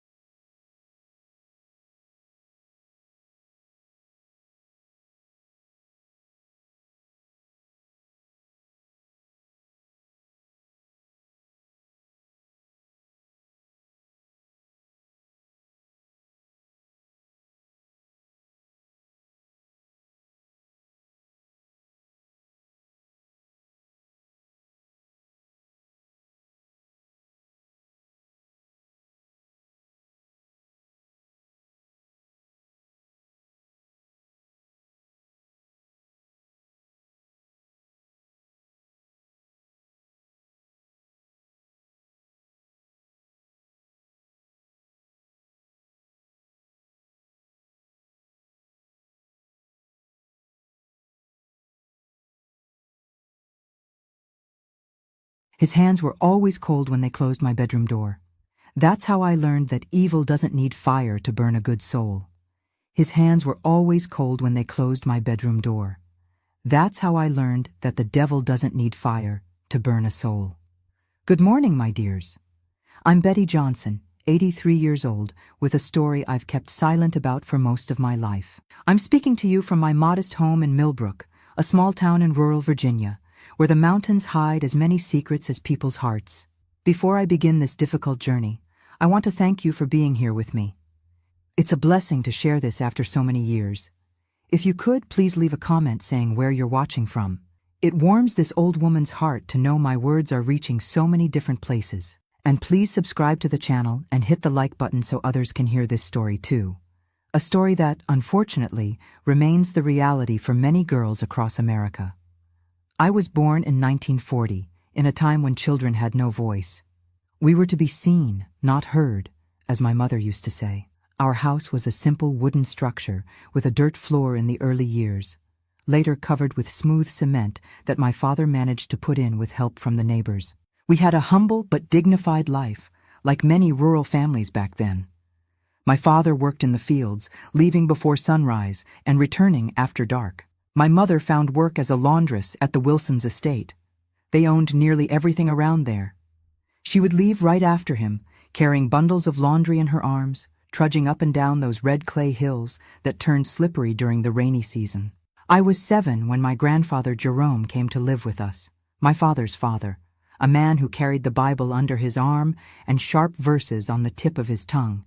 He had become a widower, and as my mother said, a man doesn't know how to take care of himself. So they set up a small room for him at the back of our house, the one that used to be the tool shed. It's a blessing to have Mr. Jerome here, my mother would say. He can watch Betty while we're gone, and he helps with the expenses. At first, it really did seem like a blessing. Grandpa Jerome would tell me Bible stories that fascinated me. David and Goliath, Noah and his ark, Moses parting the sea. He had a way of telling them that made everything seem magical and important. And when he spoke of Jesus, his eyes shone in a way that I thought was true faith. Back then, I would go to school in the morning, leaving with my father and mother, my little notebook under my arm, my patched uniform always clean and pressed. I'd return around 11 o'clock, and Grandpa Jerome would be there waiting with lunch ready, usually beans with rice, and on good days, a sausage or a piece of dried meat. It was gradually that things began to change, so slowly that I hardly noticed when his gaze began to weigh on me like a wet coat. I was 12 when I had to leave school, not by choice. My father had fallen ill, pneumonia that kept him bedridden for weeks, and money became even tighter. The solution was for me to stay home full-time, helping with chores while my mother doubled her hours at the Wilsons to make up for what my father could no longer bring in. "You'll stay with your grandfather. He'll teach you about God." "That's better than any school," my mother said, arranging my hair with those rough hands from so much scrubbing. And so began my ordeal. My parents would leave together, my father, though weak, trying to work lighter jobs, and I would stay alone with Grandpa Jerome from 6 in the morning until almost 2 in the afternoon, when my mother could get a break to come prepare lunch. At first, it was just comments. "That skirt isn't appropriate for a young lady from a good family. That loose hair is an invitation to sin. You need to button up that dress more, girl." Always with that soft voice, that tone of someone who's just looking out for my soul. Then came the forced catechism lessons. Hours sitting at the kitchen table reciting verses, copying passages from the Bible. If I got a word wrong, if my handwriting wasn't perfect, if I dared to yawn from tiredness, punishment was certain. "On your knees, Betty," he would say, pointing to the rough cement floor. "That's how you speak to God when you've committed a sin." Initially, the punishments were kneeling for 15 minutes, praying the Our Father and Hail Mary non-stop. Over time, 15 minutes became 30, then an hour. The cement scraped my knees until they bled, but I couldn't cry. Crying was a sign of weakness, a way to let the devil in. There were days when he forced me to kneel with my arms outstretched like Christ on the cross. If my arms lowered even an inch, the time would start over. My legs trembled, my arms hurt as if they were about to break, but I couldn't show weakness. "It's for your own good," he would say, sitting in the rocking chair, watching me with eyes that were no longer a grandfather's, but something I couldn't name. It's to cleanse your soul of sin. What was my sin? I didn't know. Being a girl, growing up, existing? At 13, my body began to change, and with it, the sins that Grandpa Jerome saw in me multiplied. One day he caught me combing my hair in front of the small cracked mirror we had in the living room. "Vanity," he growled, yanking the comb from my hand with such force that some strands of hair came with it. "Do you know what the Bible says about vain women? They are like whitewashed tombs, beautiful on the outside, full of rot within." That afternoon, the punishment was different.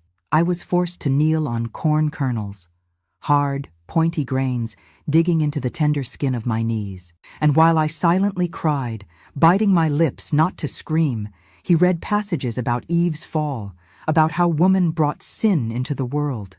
"Repeat after me," he ordered. "I am the cause of sin. I am temptation. My body is an instrument of the devil." And I repeated, the words coming out between choked sobs, my knees bleeding, my soul breaking a little more with each forced syllable. After that day, the rituals became more frequent, more elaborate. He said he saw the devil in me, that he needed to cast it out, that it was his divine mission to save me from myself. When my breasts began to show beneath my blouses, he forced me to wear tight bands to hide them. "Instruments of perdition," he would mutter, his eyes fixed precisely where they shouldn't be. The band hurt, cut off my breathing, left red marks on my skin that burned for days. At 14, I had my first period. Frightened, not really understanding what was happening, I ran to my mother, who had come home early that day. She explained briefly with practical, direct words, gave me some cloths to use, and said that now I was a young woman and needed to be even more careful. I don't know how, but Grandpa Jerome found out. Perhaps he saw the cloths hanging on the clothesline out back. Perhaps he overheard my conversation with my mother. That night, while my parents slept, exhausted from work, he entered the small room I shared with my younger siblings. "Come with me," he whispered, pulling me by the arm with such force that it left purple bruises in the days that followed. "We need to cleanse this sin from you." He took me to the kitchen, where the only light came from a candle he had already lit on the table. The Bible open to Leviticus, to those passages about the impurity of women during their period. "On your knees," he ordered, his voice different, lower, almost a hiss. I obeyed, trembling with fear and cold. It was July. Nights in Millbrook could be freezing. The floor was so cold it seemed to burn. "You now carry the mark of Eve," he said, circling the table, the candle casting monstrous shadows on the walls of our poor kitchen. "Your body is a source of sin. You are a walking temptation, a devil's trap for good men." And then the ritual began. Me, on my knees, having to repeat horrible phrases about myself, that I was impure, that my body was dirty, that I carried Eve's curse, that it was my fault if men had sinful thoughts. "Louder," he demanded when my voice faltered. "God needs to hear your repentance." Then came the part that terrified me the most. He would place his hands on my head, pray in a strange language, and then force me to ask forgiveness. Not from God, from him, for tempting him. "You tempt me with this body of perdition," he would say, his voice trembling in a way that only years later I would understand. "Ask forgiveness for making me have impure thoughts. It's your fault, your responsibility." And I would ask, silently crying, tears falling onto the cold floor, mixing with the blood from my bruised knees. I would ask forgiveness for something I hadn't done, for a crime I hadn't committed, for existing. This ritual was repeated for years, not just during my periods, but for any sin he invented. If I smiled at the neighbor's son, if I hummed a song that wasn't religious, if I took too long in the bath, anything was reason enough. My parents didn't notice, or pretended not to.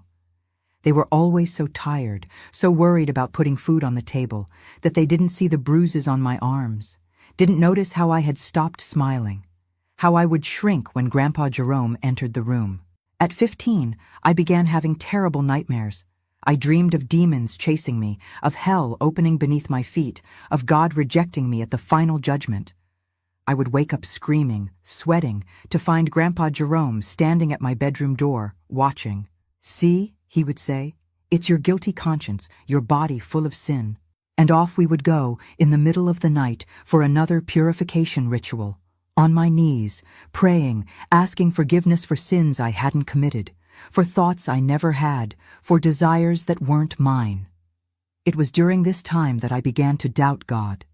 What God would allow a girl to suffer like this? What God would let a man use his name to terrorize a child?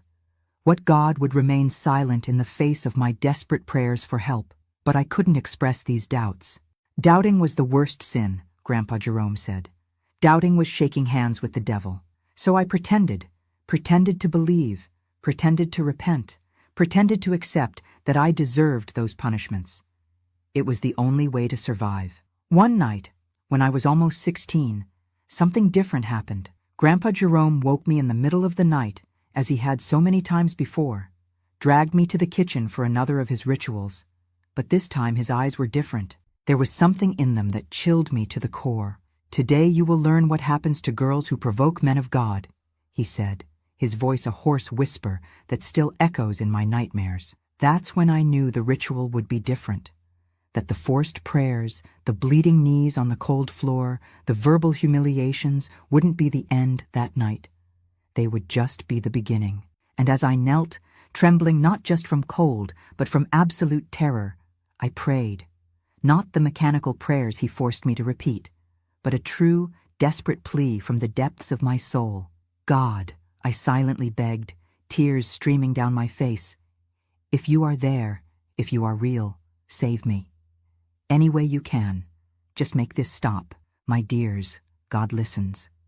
Not always in the way we expect, not always in the time we desire, but He listens." And that night, when everything seemed lost, when darkness was about to swallow me completely, He answered, in a way that would change my life forever. Kneeling on that cold floor, I could feel every grain of dust cutting into my already raw knees. Scars were forming over scars in layers that time would never completely erase. But that night in 1956, something was different in the air. Grandpa Jerome had a gleam in his eyes I had never seen before. A fire that wasn't from God. It couldn't be. His hands trembled as he held the Bible, that same worn, black-covered Bible he used as both shield and sword. "Repeat after me, Betty." His voice came out broken, almost feverish. "I am a serpent like Eve. I bring perdition to holy men." I repeated the words like a robot, as I had learned to do over the past years. My voice no longer seemed like mine. It was hollow, distant, as if coming from another body. That's how I survived, by separating my soul from what was happening to my body, like watching everything from a distance, floating on the ceiling of that dark kitchen. "Louder!" he shouted, slamming the Bible on the table with such force that the oil lamp trembled, making shadows dance on the walls like demons. "God needs to hear your confession." I raised my volume, but something inside me resisted, a small spark that all that terror hadn't managed to extinguish. 16 years old, and my eyes already carried the weariness of an entire lifetime. On those horrible nights, he had a script that he religiously followed. The irony of that word doesn't escape me. First came the accusations. I was impure, provocative, full of malice. Then the prayers in strange languages, words that seemed to choke in his throat. Finally, the forced confession. I had to admit to crimes I didn't commit, sins I didn't even know how to name. "Do you know what happens to daughters of Eve who don't repent?" he asked, coming so close to me that I could feel his hot, sour breath of old coffee. They burn forever in eternal fire." He picked up the oil lamp, raised it to my face. The flame danced dangerously close to my hair. "Feel that heat. It's just a sample of what awaits you if you don't purify that soul." I closed my eyes, held my breath. I had learned that sometimes it was best not to react. Any reaction could inflame him more, like throwing gasoline on a fire. "Look at me when I'm talking to you," he roared, yanking my chin up forcefully. I opened my eyes, and what I saw froze me inside. It wasn't my grandfather anymore. It was something else, something that lived inside him, something that used religion as a disguise for a darkness deeper than any night. "Now," he whispered, placing the lamp back on the table, "we'll move on to the most important part, the purification. This was the part that terrified me the most. Each time, he invented a new type of purification. Sometimes it was hours on my knees until my legs went completely numb. Other times, it was reciting entire chapters of the Bible without missing a word. Each error meant a slap. I had been forced to take cold baths in the middle of the night to cool sinful thoughts. I had spent entire nights standing in the yard in the rain so that the water from heaven could wash my soul. But that night, something told me it would be worse. Much worse. "Stand up," he ordered. I obeyed, my legs trembling so much they barely supported me. My knees were raw, staining the hem of my white cotton nightgown red. "Do you know why we're here tonight?" he asked, circling me like a predator. "Because I saw you today. I saw how you looked at Tommy when he passed by with the hay wagon. I saw the smile. I saw the sin in your eyes." Tommy was Mr. Anderson's youngest son, our neighbor. He was 20, and yes, we had exchanged an innocent smile when he passed by our house that afternoon. A smile, nothing more. In a normal world, it would be nothing. In the world controlled by my grandfather, it was a sentence. "I didn't do anything wrong," I murmured, and immediately knew I had made a terrible mistake. His hand hit my face with such force that I staggered backward, almost falling. The metallic taste of blood filled my mouth where my teeth had cut the inside of my cheek. "Are you calling me a liar?" he growled. "Are you saying the man of God is wrong?" "No, no," I hastened to say, fear taking over every cell in my body. "I'm sorry. You're right. I sinned." His face softened a bit, satisfied with my submission. That's how it worked. Any resistance only made things worse. I had learned the art of bending without breaking, of yielding without completely losing myself. "Good," he said. "Now we're going to cleanse that sin. Today we'll do something different." He went to the kitchen cabinet, that old one made of cracked wood that held our few dishes and supplies. He opened the bottom drawer and took out something I couldn't immediately identify in the dim light. When he turned around, I saw it was a large, heavy pair of scissors, the kind used to cut fabric. "Your hair," he said, approaching. "It's your vanity, your instrument of seduction. We're going to end that." My hair was the only thing I took pride in. Black, thick, long to my waist. My mother always said it was just like my paternal grandmother's when she was young, before she died of a heart attack. It was the only physical connection I had with this grandmother I never knew. The only physical inheritance I received from her. "Please," I begged, tears instantly springing forth. "Please, no." "On your knees," he ordered, ignoring my plea. "And thank God for this act of purification." I knelt again on that unforgiving floor, my whole body trembling. He positioned himself behind me, and I closed my eyes, feeling the hot tears flowing down my face, contrasting with the cold I felt inside. The sound of the scissors cutting the first strands was like a scream in the silent night. Each cut, each lock falling to the floor, was like losing a piece of myself. It wasn't just hair. It was dignity, identity, the last thing that was truly mine. "Repeat after me," he said between cuts. "I thank God for freeing me from vanity. I thank God for purifying me." And I repeated, my voice choked with tears, while he transformed my hair into an irregular heap, cutting so close in some places that the scissors scraped my scalp, leaving small cuts that stung. When he finished, he took a broken mirror that hung on the wall and placed it in front of me. "Look at yourself now. Less tempting, isn't it? Less dangerous." The image I saw, I almost didn't recognize. A girl with frightened eyes, a face stained with tears and blood, hair destroyed as if she had been attacked by a wild animal. Some parts were almost to the root, others still had a few inches. It was a nightmare vision. "Thank me," he demanded. "Thank you," I murmured, unable to look at that broken reflection anymore. He set the mirror aside and knelt in front of me, his eyes now having that strange gleam again, something beyond satisfaction for having purified me. "Now comes the most important part," he said, his voice changing to something lower, more intimate, that made my stomach turn. "The true purification." It was at that moment that I knew all the previous horrors had been merely the prelude, that the real hell was just beginning.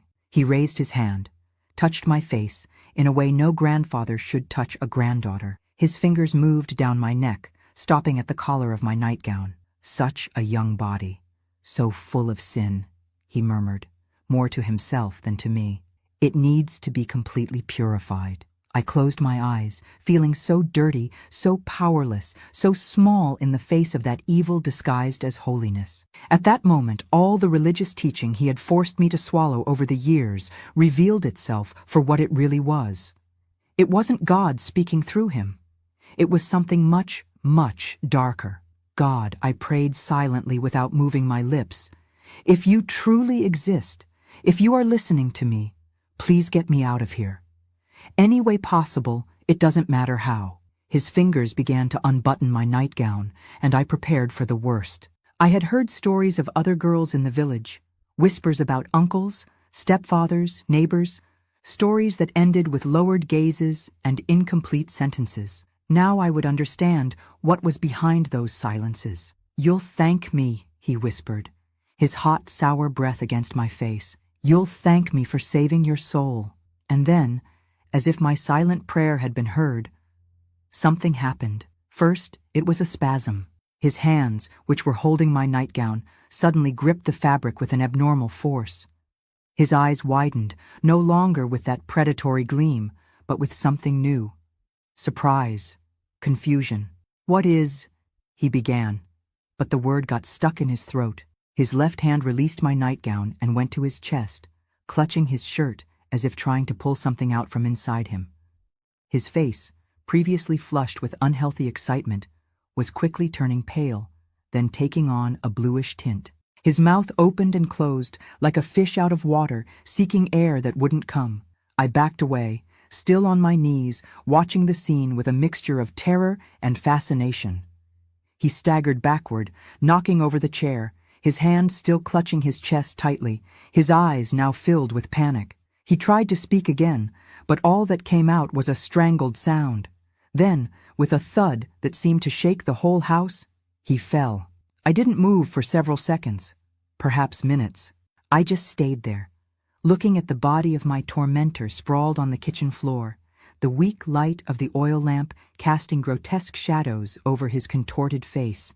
When I finally found the strength to approach, I touched his neck, looking for a pulse as I had seen my mother do when my little brother got very sick once. There was nothing.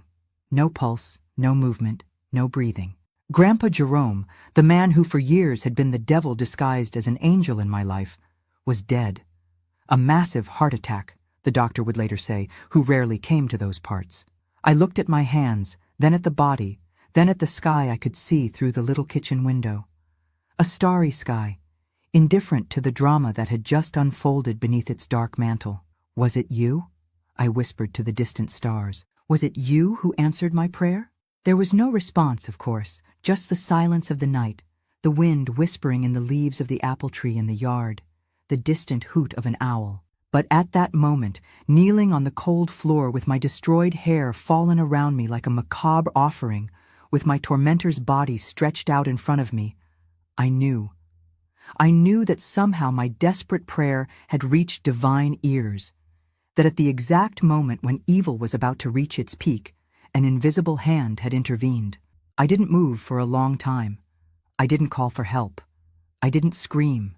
I just stayed there, processing what had happened, trying to understand what it meant for me, for my life, for my faith that had been so damaged. What do you do when your prayer for salvation is answered with someone's death? How do you feel when your tormentor falls dead at your feet at the exact moment he was about to commit the worst of his crimes? Gratitude? Terror?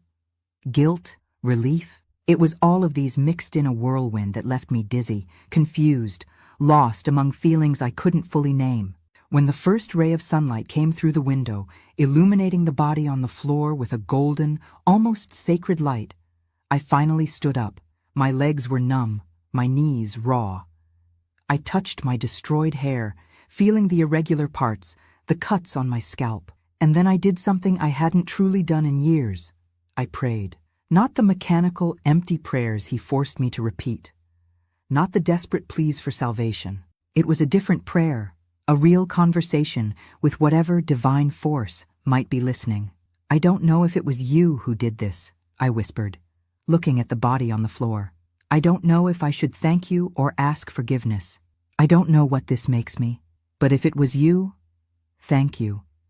And please show me the way now, because I am lost." Then I went out to the yard, to the fresh morning air, leaving behind the cold body and the darkness of the kitchen.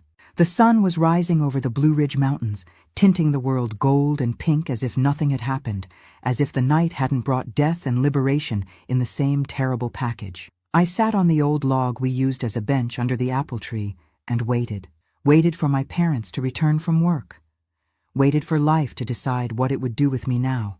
And as I waited, something strange happened inside me, a sensation I didn't immediately recognize because it had been stolen from me so long ago. Peace. A fragile, uncertain peace, mixed with guilt and confusion, but still peace. For the first time in years, there wasn't a monster waiting in the shadows. There would be no more nights on my knees on the cold floor. There would be no more humiliation rituals. There would be no more of those eyes following me around the house, measuring every movement, looking for sins in every gesture. I was free, and as the sun rose in the sky, bathing my face marked by the tears and terror of the previous night, something else was born within me, as fragile as a sprout after a long drought, but equally persistent. Hope. The hope that perhaps God really did exist, not the cruel and vengeful God of Grandpa Jerome, but something different, something that had heard the silent cry of a terrified girl and had answered in the only way possible at that moment. It was a beginning, a bloody, traumatic beginning marked by horror, but still a beginning. The first day of a life that, although I didn't know it yet, would be long enough to find healing, peace, and eventually even forgiveness. My grandfather's body lay stretched out on that kitchen floor for almost 2 hours before my parents arrived. 2 hours in which I didn't cry, didn't scream, just sat in the yard watching the sun rise in the sky as if it were any ordinary day. I heard my mother's scream before I even saw her, a scream that tore through the morning silence like lightning, followed by my father's hurried footsteps. I didn't move. I knew they needed to find me on their own, needed to piece together that macabre puzzle. "Betty! Betty!" My mother's voice was pure panic as she ran through the yard. When she saw me sitting under the apple tree, she stopped abruptly. Her eyes took in my destroyed hair, my nightgown stained with blood from my knees, my face swollen from the slap. "My God, child, what happened? Your grandfather—" "He's dead." "Yes," I completed, with a voice that didn't seem like mine, a voice too calm, too distant. "He had an attack during the night." My father appeared right behind her, his face a mask of shock and confusion. "What did you do, Betty? What did you do to my father?" The accusation hit me like a slap, but no harder than the ones I had already received. I didn't defend myself. I just looked at him with those same empty eyes I had developed as protection. I didn't do anything. It was his heart. "Doctor, Matthews can confirm when he comes." My father advanced, his fists clenched, his face contorted in a mixture of pain and anger. For a moment, I thought he was going to hit me, continue where his father had left off, but my mother stepped in front of him. "Look at her, George. Look at the state of her. What did that old man do to our daughter?"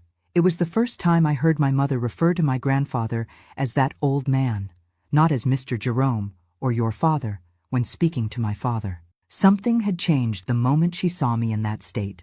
My father stopped, looking at me, really seeing me for the first time in years. He saw the brutally cut hair, the raw knees, the empty eyes of a girl who had seen things no child should see. "What did he do to you?" he asked, his voice now choked, a mixture of fear and belated understanding. I didn't respond immediately. How to explain years of terror in words?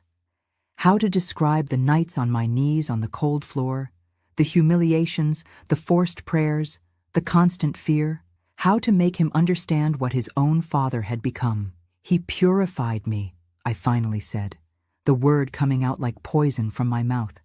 Every night, for years, my father staggered as if he had been punched. He leaned against the trunk of the apple tree, his face pale, his eyes wide. My mother knelt in front of me, taking my hands in hers. "What kind of purification, child?" she asked, though I could see in her eyes that she already suspected the answer. "On my knees," I responded, my gaze fixed on some point beyond her, beyond that yard, beyond that life. He made me kneel for hours, forced me to pray, to repent for sins he invented. He said I was impure, that I tempted him, that it was my fault. My voice faltered for the first time. The tears that hadn't come all night and morning finally overflowed. My mother pulled me into her arms, holding me against her chest, her own body shaking with sobs. My baby girl. Why didn't you ever say anything? Why did you keep all this to yourself? I pulled away a little, looking directly into her eyes. Would you have believed me? Would you have believed the word of a girl against that of the great man of God? She didn't respond, and her silence was answer enough. No, they wouldn't have believed me. They would have thought I was exaggerating, making up stories, being rebellious. They would have punished me for speaking ill of old Jerome, the respected patriarch, the man who carried the Bible under his arm. My father still hadn't moved. He seemed petrified, leaning against the apple tree, his eyes going from my destroyed hair to the house where his father's body lay in the kitchen. "What happened last night?" he finally asked, his voice barely more than a whisper. "What happened to him? To his heart?" I closed my eyes for a moment, reliving the scene, his fingers on the buttons of my nightgown, the sick gleam in his eyes, the sudden spasm, the hand clutching his chest, the body falling with a dull thud. He was going to do something worse, I responded simply, something he had never done before. And then he fell, as if an invisible hand had struck his heart. My mother made the sign of the cross, murmuring a prayer. My father covered his face with his hands, his broad shoulders shaking in silent crying. The next hours passed as if in a strange dream. Dr. Matthews came, confirmed what I already knew. Massive heart attack. There were no marks of violence on the body besides some scratches on the hands, easily explained by the fall. The doctor looked at me, at my condition, and I saw in his eyes that he understood more than he was saying. "The girl needs care," he said to my parents before leaving. "Physical and other kinds." The funeral was 2 days later, a small ceremony, just family and a few neighbors. The pastor from the local church, who had so often praised my grandfather's devotion, spoke about how he was a man of God, an example of faith, a pillar of the community. I stayed in the back, using a scarf to cover my destroyed hair, eyes downcast, mind far away. Nobody asked why I didn't cry. Nobody except Mrs. Celestine, the midwife of the village, an elderly woman who had brought almost all the children of that region into the world, including me. "Death sometimes brings freedom, doesn't it, girl?" she whispered when she came to offer her condolences, her wise, ancient eyes seeing much more than others did. "Don't blame yourself for the relief you feel. Some people only bring darkness, even while carrying the Bible." I looked at her, surprised. How did she know? How could she see what even my own parents hadn't noticed for years? "I have old eyes, but they see well," she answered, as if reading my thoughts. "I saw how he looked at you. I saw how you withered when he was around. I saw the bruised knees, the dead eyes. I should have done something. Forgive me for not doing anything." At that moment, something broke inside me, not from pain, but from relief. Someone had seen, someone knew. I wasn't crazy. I hadn't imagined the horror. It was real. And someone besides me knew it. "It wasn't your fault," I responded, my voice trembling. "It wasn't anyone's fault, except his." She squeezed my hand, a gentle touch such as I hadn't felt in a long time. "And now he has been judged by a power greater than any of us. Rebuild your life, girl. Don't let what he did define who you are." In the weeks that followed, life in our house completely changed. The back room where my grandfather had lived was emptied. His things burned in the yard in a kind of purification ritual that my mother conducted in silence.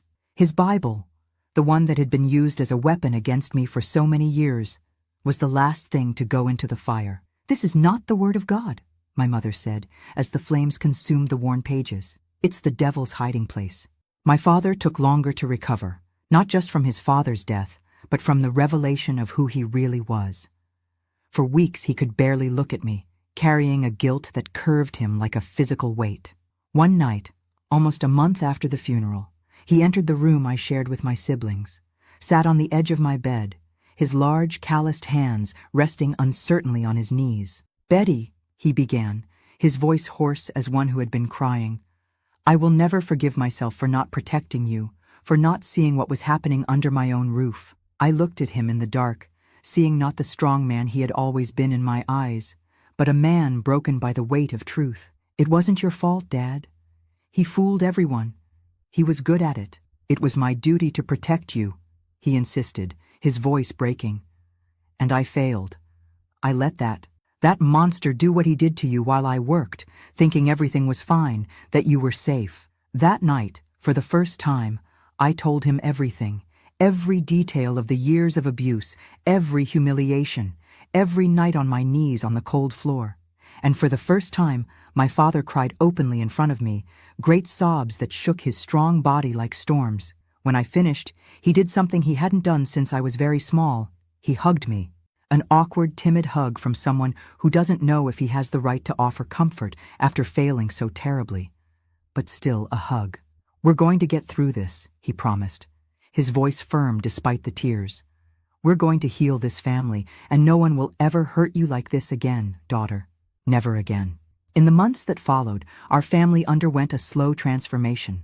The ghost of my grandfather still lingered in the corners of the house, but each day it grew a little weaker, a little more distant. My hair began to grow back, irregular at first, then more uniform. My mother trimmed the ends to make it more presentable, and each inch that grew was like a small victory over the past. I returned to school, to the surprise of many in the village who didn't understand why a girl of almost 17 needed education. You're going to be somebody in life, my father would now say. You're going to be free, independent. You won't need any man to support you. Words I never thought I'd hear from him. A man raised in the fields with traditional ideas about a woman's role. But tragedy changes people, sometimes for the better. The healing wasn't linear or quick. There were days when I woke up screaming, reliving the horrors in my sleep. There were moments when a man would pass too close to me on the street, and I would freeze in terror. There were Sundays when I couldn't enter the church because the smell of incense reminded me of the forced purifications. But there were also good days, days when I laughed with my schoolmates, when I helped my mother in the kitchen and didn't feel afraid, when I looked at the sky and didn't wonder if God hated me. When I turned 18, I started working as an assistant at the village pharmacy, a simple job, organizing shelves, attending to customers, learning about medicines and herbs. It was there that I met John, a 20-year-old young man who had come from Richmond to work as the pharmacist's apprentice. John was different from any man I had known, gentle, respectful, never invasive. He courted me for months with a patience that confused me. I wasn't used to men who asked permission, who waited, who respected boundaries. Our first kiss only happened after almost a year of dating. We were sitting by the river that runs through Millbrook, under the shade of a tree. He held my hand, looked into my eyes. "May I kiss you, Betty?" he asked, his voice trembling with nervousness. That simple request, that question that showed respect for my body, for my choice, moved me more than any declaration of love could have. I nodded, unable to speak, and when his lips touched mine, soft and hesitant, I didn't feel fear. For the first time, a masculine touch didn't cause me terror. John didn't know everything, not yet. He only knew that I had lost my grandfather tragically, that I had gone through difficult times. The complete story would only come years later, when the trust between us was deep enough. We married in 1962, when I was 22 and he was 24, a simple ceremony in the local church. Yes, I had returned to attending church, albeit in a different way, more personal, less ritualistic. I discovered that my faith hadn't been destroyed by my grandfather, only buried, waiting for the right moment to resurface, purified by the fire of trial. On our wedding night, John noticed my terror. How could he not? I trembled like a leaf in the wind when we were alone in the small room we had rented. "We won't do anything you don't want," he said, sitting at a safe distance on the edge of the bed. "We can just sleep if you prefer. We have our whole lives ahead of us." That night we just slept, embraced, dressed, and the next night too, and the next. John never pressured, never demanded, never made me feel less for not being able to. It was only in our 3rd month of marriage that I felt ready to try, and even then it was difficult, it was painful. Not physically, but emotionally. The memories mixed with the present. The shadow of my grandfather sometimes hovered over us like a stubborn ghost, but John had infinite patience. He stopped the instant I asked, always asked, before touching me in a new way, kept the lights on so I could see it was him, always him, never the monster from my nightmares. Our first daughter was born in 1964. We named her Celeste in honor of Mrs. Celestine, the midwife who had been the first to see my pain, the first to validate my suffering. When I held that small bundle in my arms, I made a silent promise.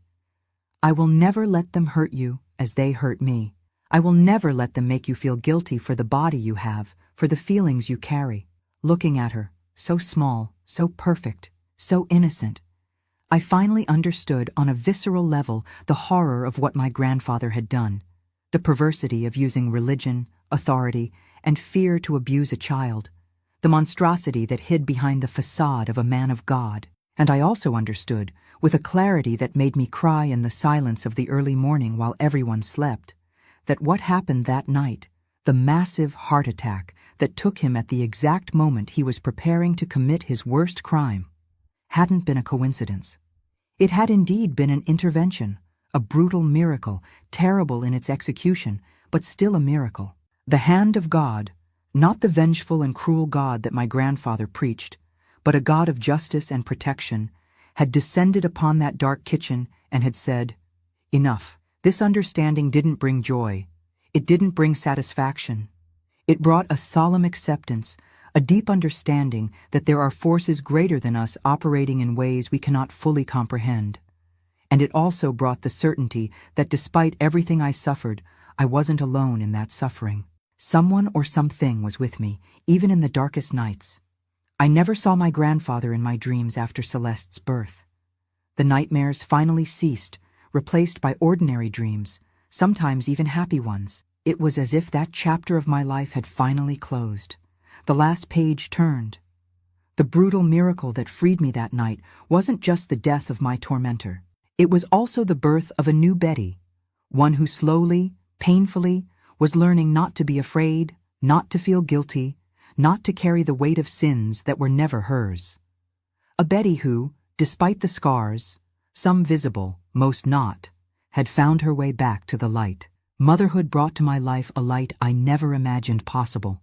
When I held little Celeste in my arms, feeling the warmth of her little body against my chest, the whole world seemed to make more sense, as if after years in darkness, I had finally found the door to a sunny garden.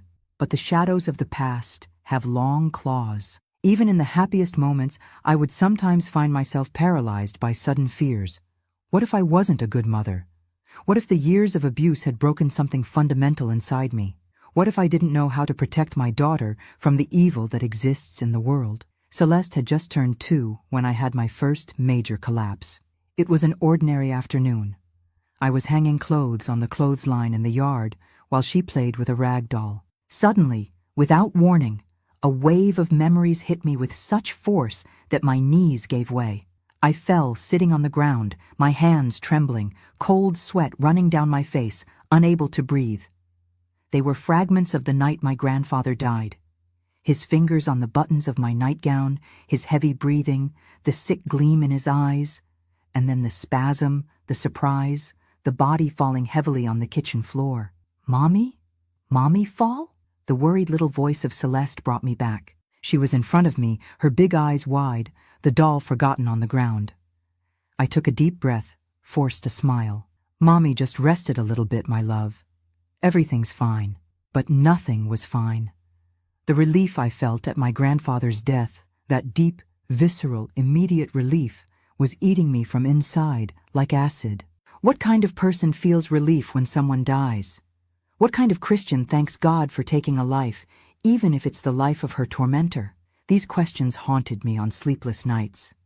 While John and Celeste slept peacefully beside me, I would look at the dark ceiling, feeling the weight of guilt crushing my chest. Not guilt for what had happened.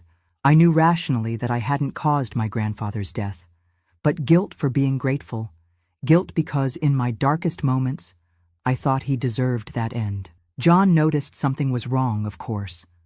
My husband always had a special sensitivity to my moods, even before knowing the whole story. "What's going on, Betty?" he asked one night after putting Celeste to bed and finding me sitting in the dark on the porch, staring at nothing. "You seem distant lately." It was then that I told him everything for the first time since that night in 1956. I narrated in detail the horror I had lived through for years, the raw knees on the cold floor, the forced prayers, the humiliations, the invented sins, and I also told him about the final night, about how my grandfather fell dead at the exact moment he was about to commit his worst crime. John listened in silence, his face contorted in a mask of horror and compassion. When I finished, he didn't say anything for several minutes, just held my hands in his, caressing my fingers as if trying to warm something that had cooled long ago. "Do you think it was wrong to feel relief?" he finally asked, his voice low, gentle. "I don't know," I confessed, tears now flowing freely. "The Bible says we should forgive, that we shouldn't wish ill on others. But I prayed for it to end, for something, anything, to free me. And then it happened." John took a deep breath, looking at the starry sky above us. "Betty, I think God understands the heart of the desperate better than we understand ourselves. You didn't cause his death. You weren't to blame. But I was happy, John," I confessed in a whisper, finally putting into words what tormented me the most. "When I realized he was dead, that he would never hurt me again, never force me to kneel, never call me impure again, I felt such great joy that it scared me." He squeezed my hands, looking directly into my eyes. "That doesn't make you a bad person, my love. It makes you human. Who wouldn't feel relief after years of torture? Who wouldn't be thankful to be free?" That conversation was the beginning of a long and painful journey to reconcile my faith with my experience, my relief with my guilt. John suggested we talk to the new pastor who had come to the church, a young man with more progressive ideas, who didn't carry the weight of the rigid fundamentalism that had shaped the faith of the previous generation. Pastor Gabriel received us in his small office on a Sunday afternoon after the service. He was a thin man with round glasses and a gentle look, different from any religious leader I had known before. I told my story once more, the words coming a little easier this time, though they still hurt like open wounds. When I got to the part about the relief, about the guilt I felt for being grateful for my grandfather's death, I stopped, expecting to see judgment in his eyes. Instead, I saw compassion and something more, a deep understanding that caught me by surprise. "Betty," he said, leaning forward in his chair, his hands joined as if in prayer. "Do you know the story of David and Goliath?" I nodded. Of course I knew it. It was one of the stories my grandfather told before everything began, when he was still just my grandfather and not my tormentor. "David celebrated Goliath's death," continued Pastor Gabriel.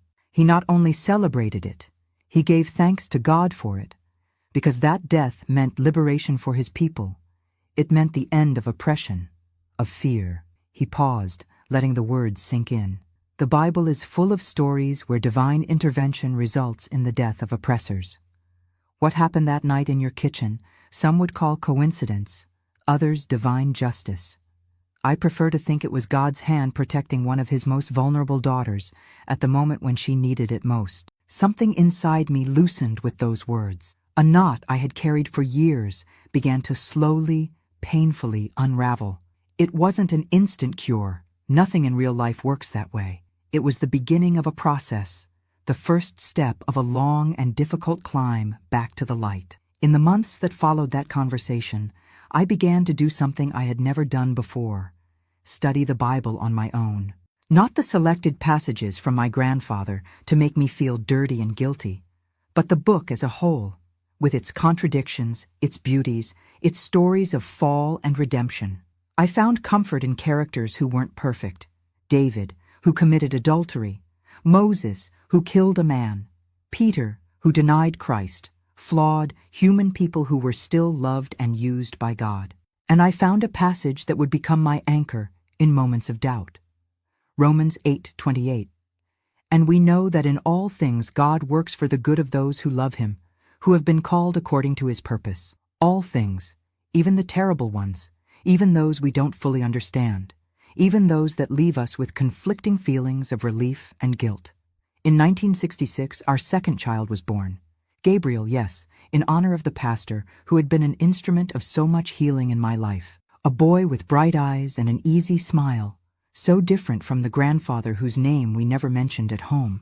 Motherhood, which had begun as a frightening challenge with Celeste, now became a source of healing, of purpose. Each hug I gave my children, each goodnight kiss, each story told under the blanket, all of this was an act of rebellion against the past, an affirmation that the cycle of abuse had been broken. With John, we built a family based on respect, on genuine love, on faith that liberates instead of religion that imprisons. Our home was the opposite of the one where I grew up, full of laughter, of music, of honest conversations. Of course, it wasn't perfect. We had our problems, our arguments, our difficult moments.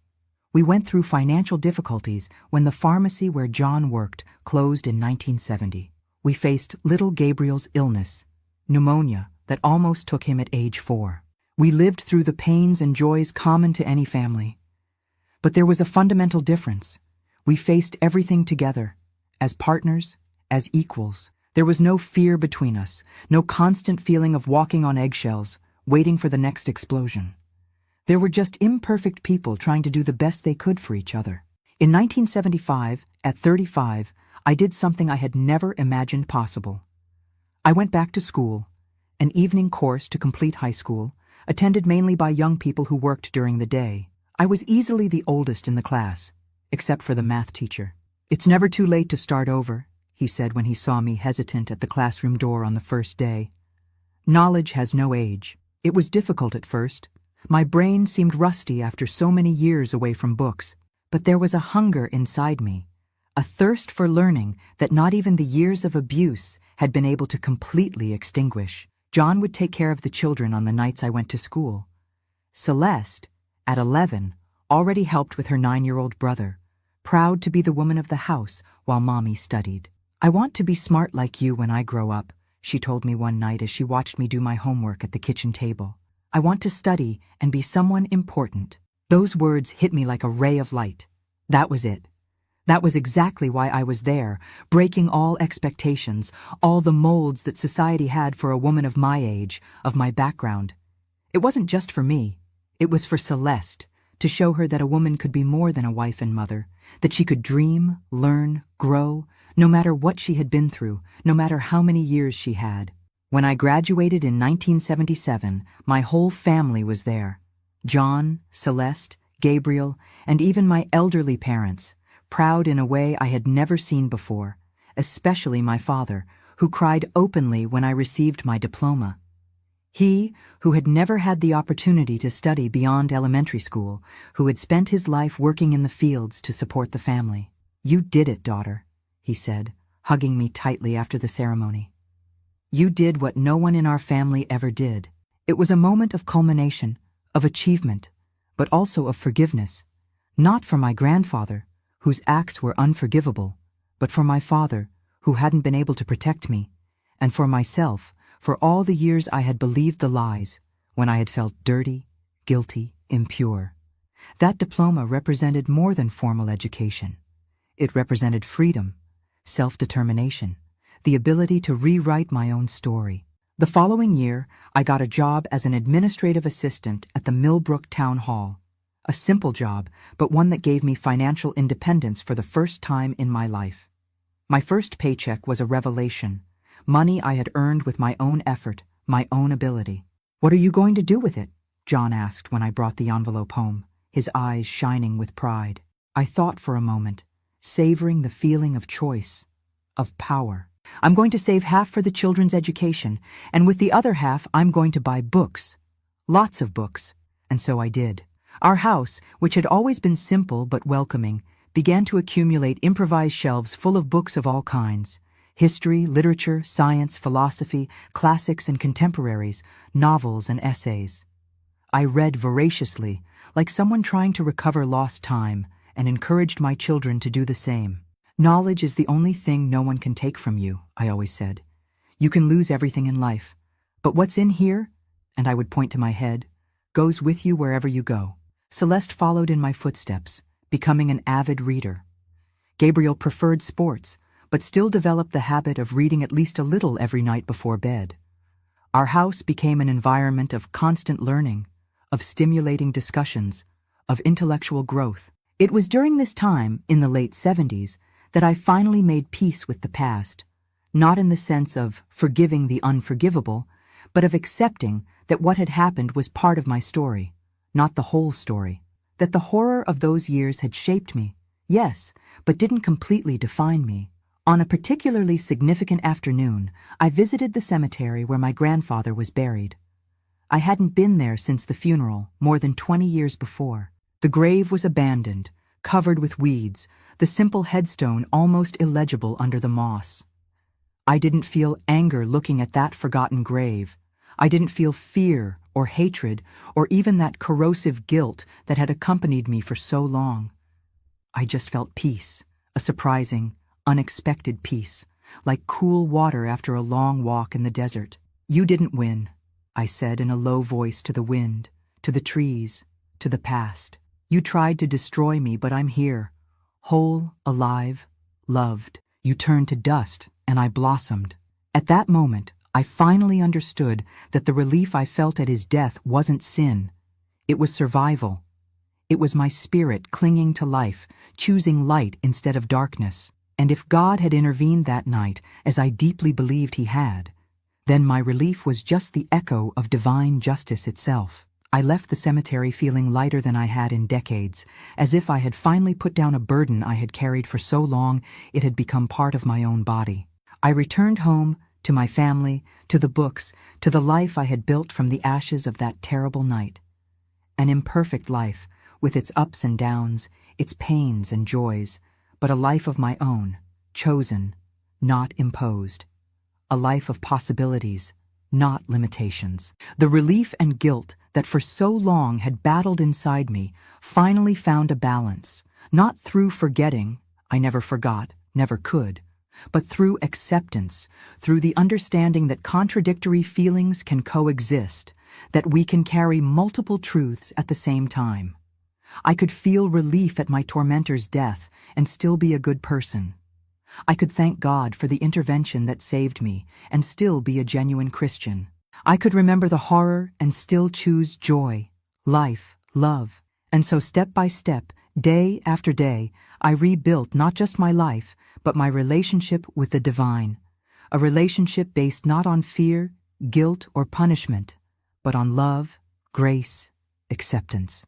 A God who didn't demand perfection from me, just honesty, who didn't want me on my knees on the cold floor, but standing strong, looking to the future with hope. A God who, on that terrible night in 1956, had heard the desperate cry of a terrified girl and had answered in the only way possible at that moment, with a brutal miracle, terrible in its execution, but perfect in its timing. An intervention that, seen through the lenses of time and maturity, revealed itself as what it really was, love in its purest, fiercest, most protective form. And for this, I could finally say, without guilt, without fear, with the quiet certainty of one who has found the truth in the depths of her own soul, "Thank you, Lord, for everything, even for what I didn't understand at the time, even for what seemed terrible to me, even for the brutal miracle that freed me and allowed me to be here today, telling this story." The 80s arrived, bringing winds of change to America and also to my life. Celeste, my firstborn, was preparing to apply for college, dreaming of law school. Gabriel was entering adolescence with the typical restlessness of those years, full of questions about the world, about himself. John and I completed 20 years of marriage in 1982, 2 decades of a love built stone by stone, day by day, with patience and respect. I was 42, and looking back, I hardly recognized the terrified girl I once was. The work at the town hall, the continued studies, the books we devoured as a family, all of this had transformed me into a different woman. Not perfect, not without scars, but whole in a way I didn't think possible for a long time. When Celeste was accepted to the University of Virginia, our family experienced a revolution. My daughter would be the first person in the family to enter a university. The pride I felt that day, Seeing her name on the list of those accepted, published in the newspaper, is beyond words. It was you, Mom, she said, hugging me tightly after receiving the news. It was you who taught me that a woman can be whatever she wants. I swallowed the tears, held her face between my hands. No, my daughter. You did it because you're strong, intelligent, and determined. I just showed a possible path.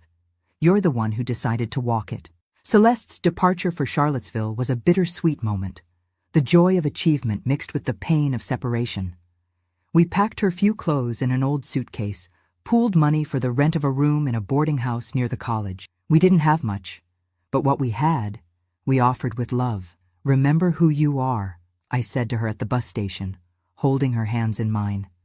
Remember where you came from. Don't let anyone make you feel less for being from a small town, for not having expensive clothes, for speaking differently. She smiled that luminous smile that always warmed my heart. I know who I am, Mom. I'm the daughter of Betty and John, granddaughter of... She hesitated, as we always did when we almost mentioned that name. I'm the granddaughter of my grandmother, whom I never knew, but who they say had the same hair as me. I hugged her tightly, feeling her young, strong body against mine. How many nights I spent awake after that day, praying for her safety, her happiness.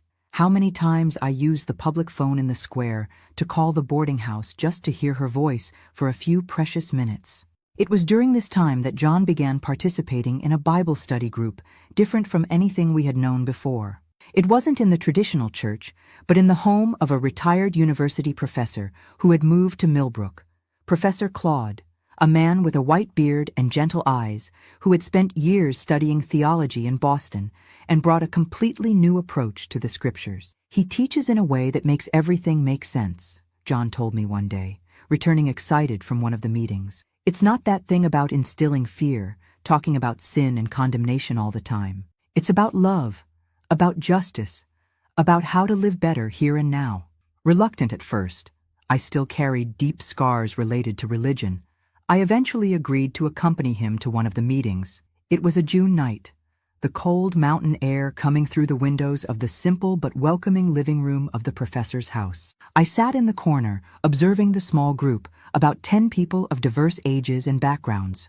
A housewife, a carpenter, a nurse from the health center, a young teacher from the local school, ordinary people with real questions, seeking answers that made sense in their everyday lives. Professor Claude began by talking about the Beatitudes, those famous phrases of Jesus in the Sermon on the Mount, but he presented them in a way I had never heard before. When Jesus says, "Blessed are the poor in spirit," he is not glorifying poverty or suffering, he explained, his eyes shining behind his round glasses. He is announcing a reversal in the order of the world.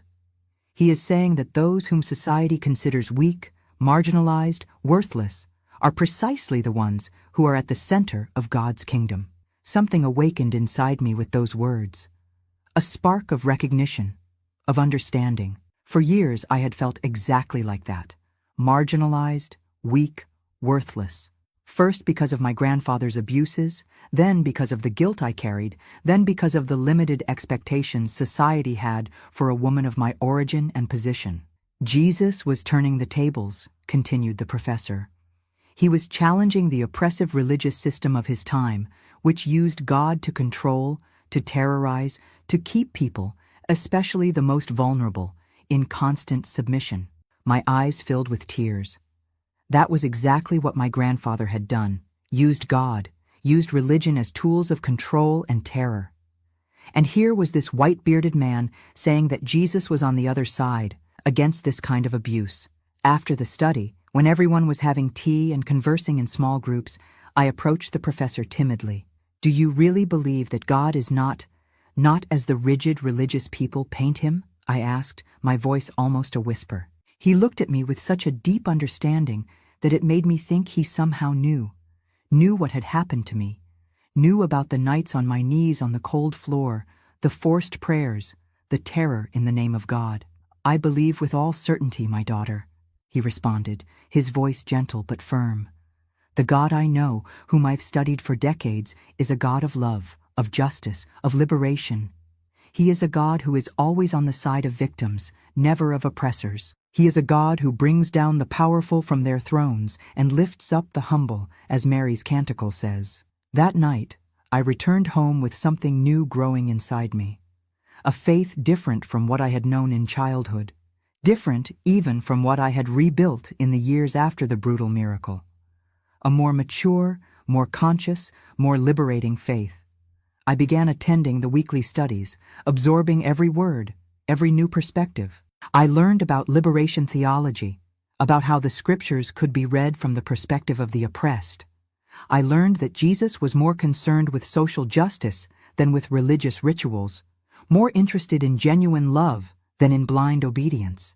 It was as if a light had been lit in a room that had remained in shadow for my entire life. Not only could I reconcile my faith with my experience, I could see that my own journey of liberation was deeply aligned with the central message of the gospel.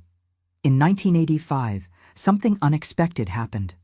Professor Claude, already with his health debilitated by advanced age, called me for a private conversation.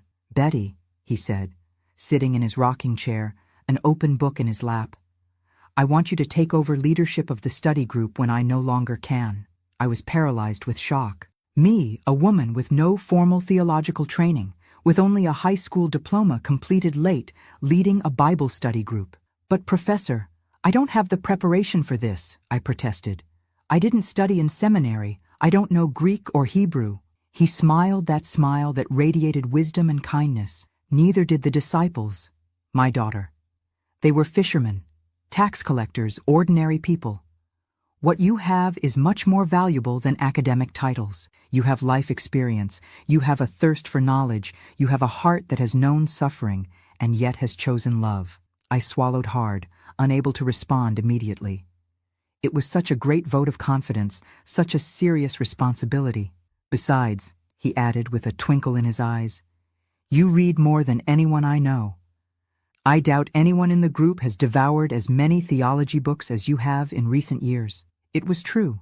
Since I began attending the studies, I had immersed myself in books the professor lent me.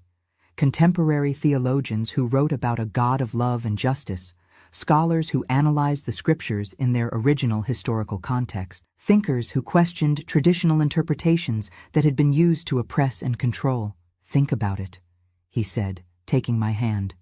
"You don't need to answer now, but know that you have a special calling, Betty. Your story, your journey isn't just for you.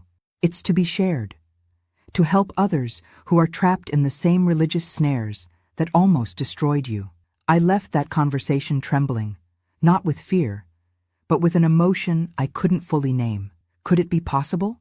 Could I, who had been so brutally silenced in the name of religion, now use my voice to liberate others? I talked to John that night, lying in our simple bed, the old fan lazily turning on the ceiling. "You should accept," he said without hesitation. "You have so much to offer, Betty. Your strength, your wisdom, your faith that survived the worst kind of abuse." I accepted the proposal the following week. Professor Claude began training me, passing on his knowledge, his books, his notes accumulated over decades of study. It was an intense period of learning, of growth, of discoveries. When he passed away 6 months later, I took over the group with a heart heavy from the loss, but strengthened by the confidence he had placed in me. The group had grown to almost 20 people, including some young women who came seeking a spirituality that didn't diminish them, that didn't blame them simply for being women. For them especially, I spoke, shared not just the theological knowledge I had acquired, but also my own story.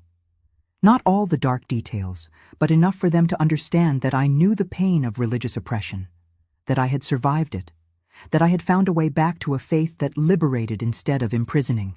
"God is not what violent men say he is," I would always repeat. "God is on the side of victims, not oppressors. God cries when we suffer.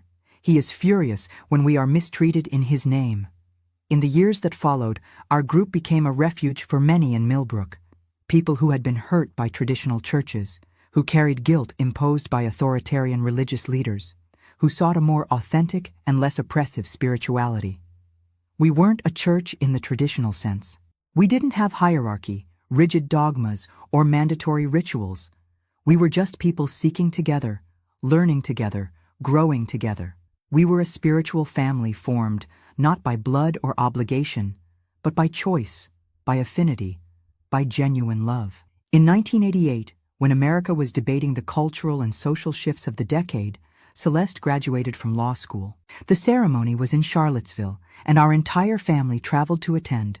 John and I, Gabriel, who was now studying engineering at Virginia Tech, even my elderly parents, determined to see their granddaughter receive her diploma. Sitting in that auditorium, watching my daughter in her cap and gown, the square hat on her head of dark hair like mine, I felt a wave of gratitude so intense it almost took my breath away. How had we come this far? How had that terrible night in the dark kitchen of Millbrook given birth to this life, this family, this joy? "Thank you," I whispered, not to anyone in particular. Perhaps to God, perhaps to the universe, perhaps to myself. Thank you for surviving, for not giving up, for finding strength where there seemed to be none. Celeste surprised us at the celebratory dinner that night. "Mom, Dad," she announced, holding her boyfriend's hand, a gentle young man we had met recently. "I have some news. I've been invited to work at a nonprofit that offers free legal assistance to women victims of domestic violence." My heart stopped for a second, then accelerated. "Daughter, that's wonderful." She smiled that luminous smile that had been her trademark since childhood. "It was you who inspired me, Mom. Your stories, even the ones you told halfway, with careful words. I always knew there was something more there. Something you protected us from, to not hurt us." My eyes filled with tears. I had never told the complete details to my children. I didn't want them to carry the weight of my past. But children are intuitive. They perceive more than we show. "I want to do for others what you did for yourself," she continued, her eyes shining with determination. "I want to help women find their voice, their strength, their way back to the light after darkness." At that moment, I felt the circle closing somehow, that the suffering I had experienced hadn't been in vain, that it had transformed into something greater, something more significant, a mission that would now continue through my daughter. The 90s arrived with even greater changes. Gabriel graduated, married a charming girl from Richmond. Celeste developed nationally recognized work in defending women victims of violence. John and I, now in our 50s, continued our work in Millbrook, he as the manager of the new pharmacy that had opened in town, I dividing my time between the job at the town hall and the study group that had grown even larger. In 1997, at 57, I did something that even in my boldest dreams I hadn't imagined. I published a book. It wasn't with a major publisher, just a small printing press in Roanoke, but still, it was a book with my name on the cover. Faith Beyond Fear, Finding God After Trauma, an account of my spiritual journey without the explicit details of the abuse, but with all the emotional truth of my experience. The book circulated mainly in progressive religious groups, in NGOs that worked with victims of violence, in small alternative faith communities that sought a more authentic spirituality. I didn't get rich or famous, but I received letters, dozens of them, from women who identified with my story, who found hope in my words, who began their own healing journey after reading my account. One of those letters particularly marked me deeply. It was from a 78-year-old woman from a small town in West Virginia. "Dear Betty," she wrote in a trembling handwriting, "your book came into my hands through my granddaughter who works at an NGO. I never thought that at my age I would find words that explained what I experienced as a girl. I too was abused by a man who used the Bible as shield and sword. I too carried guilt for decades. I too had to rebuild my faith from the ashes. Thank you for showing me I'm not alone, that I never was. Thank you for giving me words for feelings I've carried in silence my entire life." I cried reading that letter. I cried for that lady, for myself, for all the girls and women who went through similar experiences.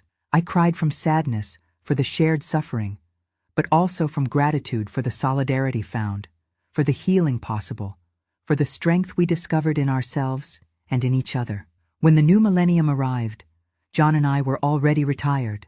Our children had their own families, their own homes, their own lives. We were grandparents to 5 wonderful grandchildren who filled our house with laughter during vacations and holidays. Our life had become more tranquil, more contemplative, I still coordinated the study group, now with the help of younger people who had joined us over the years. I still received letters from readers of my book, which continued circulating in small circles, passing from hand to hand like a precious secret.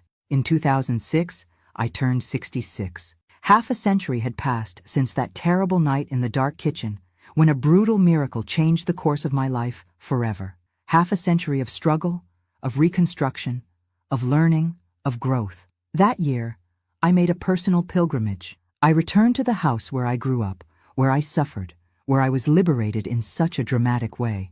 The house had passed through many hands after my parents passed away. Now it belonged to a young family with small children. I didn't go in. I just stood on the sidewalk, looking at the windows, at the door, at the roof that had been renovated, at the garden that now had swings and colorful toys. "What is it, my love?" John asked, holding my hand as we observed the house. "I'm thinking about how places change, how they transform. This house, which was the scene of so much horror, is now full of children's laughter, of new life." He squeezed my hand, perfectly understanding what I meant. "Like you, Betty, like all of us, if we give ourselves the chance, capable of transformation, of renewal, of starting over." I looked at him, at this man who had been my companion for more than 4 decades, who had loved me with patience, with respect, with constancy, who had believed in my strength when I myself doubted, who had walked beside me on the journey of reconstruction, without rushing, without judgment. "You know what surprises me the most?" I asked, as we slowly moved away from the house, back to the present, to the future. "It's not that I survived. It's that I found joy, true joy, not just the absence of pain. It's that I built a life worth living, not just enduring." He smiled that smile that, even after so many years, still made my heart beat a little faster. "You were always stronger than you think, Betty. You always had this light inside you, even in the darkest moments." Perhaps he was right. Perhaps even in those nights of terror, on my knees on the cold floor, repeating words that weren't mine, there already existed in me the seed of what I would become. The woman who survived, who rebuilt, who blossomed. Now, at 83, I look back and see a long, winding, sometimes steep path, but one that brought me exactly where I need to be. I see not just the horror of the first chapters, but all the beauty that came after, the love found, the family built, the faith rediscovered, the voice recovered. I share this story not to cause horror, nor to seek pity, but because I believe in the power of testimonies. I believe that our stories, especially the most difficult ones, can be beacons for others who are still lost in darkness. If you're watching this video and identify with any part of my journey, know that you're not alone. Know that the darkness, as dense as it may seem, is not eternal. Know that it's possible to rebuild, to be reborn, to find light and meaning even after the most devastating experiences. Before I say goodbye, I'd like to ask that if this story touched your heart, please leave a like, subscribe to follow other stories like mine, and leave a comment letting me know where you're watching from. Life is brief, my dears. Even 83 years pass like a breath when we look back. What matters is not how long we live, but how we transform our wounds into wisdom, our suffering into compassion, our scars into bridges that connect us to each other.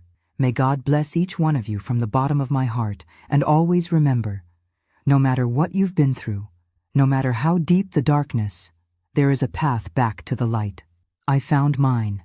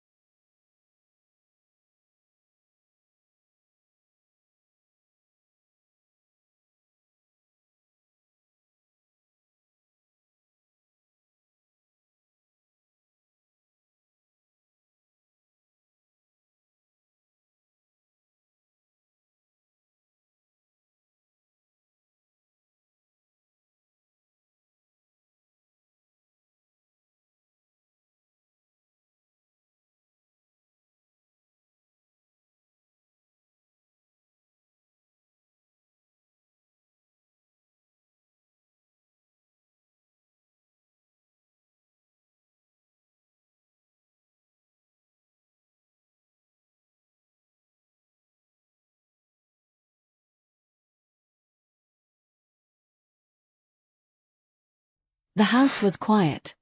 Too quiet. I stood at the door for a moment, unsure of what I would find on the other side. I had come to visit my mother, expecting to spend a few hours with her, share stories of my childhood, and perhaps talk about the little things that matter in old age. But nothing prepared me for the scene that greeted me when I pushed open the door. There, on her matrimonial bed, was my husband. I stared in shock, unable to process what I was seeing. He was lying there, so comfortably, as if it was nothing more than an ordinary afternoon. My mind raced. How could he? How dare he? I had trusted him, built a life with him, all these years. And yet, there he was, in the most sacred place of our lives. I don't know how long I stood there, frozen, before he noticed me. His face turned pale. He opened his mouth, but no words came out. I could hear my heartbeat, pounding in my ears. My hands clenched into fists, but my legs, my old, weary legs, felt like they might give way beneath me. Before I could even gather the strength to confront him, I heard the sound of a voice from behind. My mother's voice. She had been watching from her rocking chair in the corner of the room, her hands trembling as she clutched the edge of her shawl. "Don't be angry, dear," she said softly. "It's not what it seems. My name is Eleanor Lewis. I'm 75 years old, and I have lived a long life full of love, sacrifice, and the quiet acceptance of things I couldn't change. But nothing, absolutely nothing could have prepared me for this betrayal. My mother, once a source of comfort and wisdom, had become a stranger. And the man I had called my husband for over 50 years, well, he had become someone I barely recognized. The past few years hadn't been kind to me. My body, though strong for my age, had begun to feel the weight of time. I had recently retired from the small law firm I had worked at for most of my life. My children had all grown up and moved away, leaving me in a house that seemed to grow emptier with every passing day. But this moment had shattered everything. The life I thought I knew, the people I thought I trusted, now, they were nothing but strangers in the worst way. But as the minutes ticked by, something inside me shifted. My anger started to turn into something else. Something deeper. Something more powerful. A quiet strength began to rise within me, and I knew. I wasn't just going to let this go. I wasn't going to be a victim. I took a deep breath and slowly stepped forward, my voice steady as I spoke. You have a lot to explain, Charles." And then, before he could answer, my mother's frail voice broke through again. "Eleanor, let's talk about this later. Here's my fault." I couldn't believe what I was hearing. My mother, the woman who had raised me, who had taught me everything I knew about love, honesty, and respect, was now protecting the very man who had betrayed me. I took another step forward, every muscle in my body tensed, ready to face the truth. The truth about my husband. The truth about my mother. And the truth about myself. But just as I was about to speak, something caught my eye. A letter, neatly folded on the nightstand. My name was written on the outside. In my mother's handwriting. I reached for it, my hands trembling. What could this be? And why had she left it for me now? Before we go on, don't forget to like this video if you're already hooked. Make sure to subscribe and turn on the notification bell so you don't miss the next chapter of this heart-wrenching tale.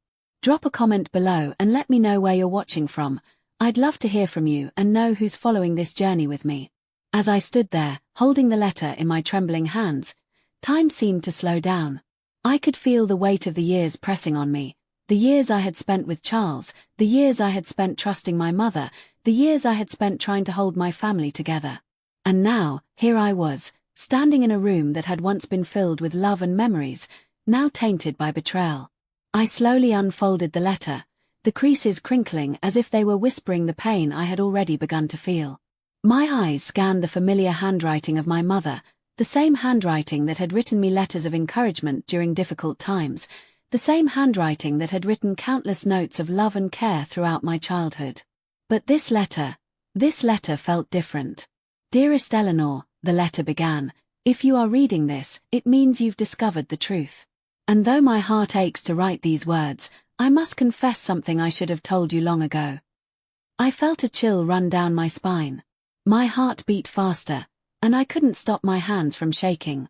I glanced up at Charles, who was still lying on the bed, his face pale, guilt written all over him. I could feel the heat of anger rising in my chest, but I forced myself to focus on the letter. The truth was here, in front of me, and I needed to know it all.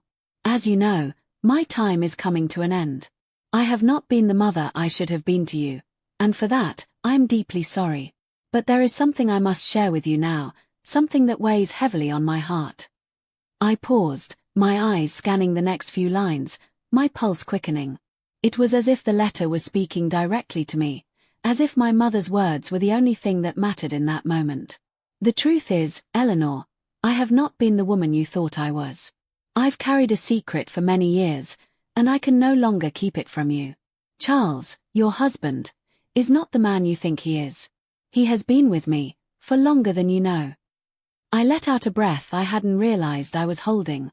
The letter seemed to grow heavier with each passing word. The anger inside me had reached a boiling point, but I couldn't allow myself to break. Not yet. I continued reading. For years, I've watched you and Charles grow older, and I've watched you both build a life together. But there was always a part of me, deep inside, that felt a connection to him that I couldn't explain. I was weak, Eleanor. I was lonely. And, in a moment of desperation, I gave in. I couldn't believe what I was reading. My mother, with Charles. The man I had loved for over 50 years. How had this happened? And why was she telling me now? I know that you must hate me for this, the letter continued. But please understand, it was never my intention to hurt you. It was never my intention to destroy our family. But now, in the twilight of my years, I must live with the consequences of my actions. And I must ask for your forgiveness.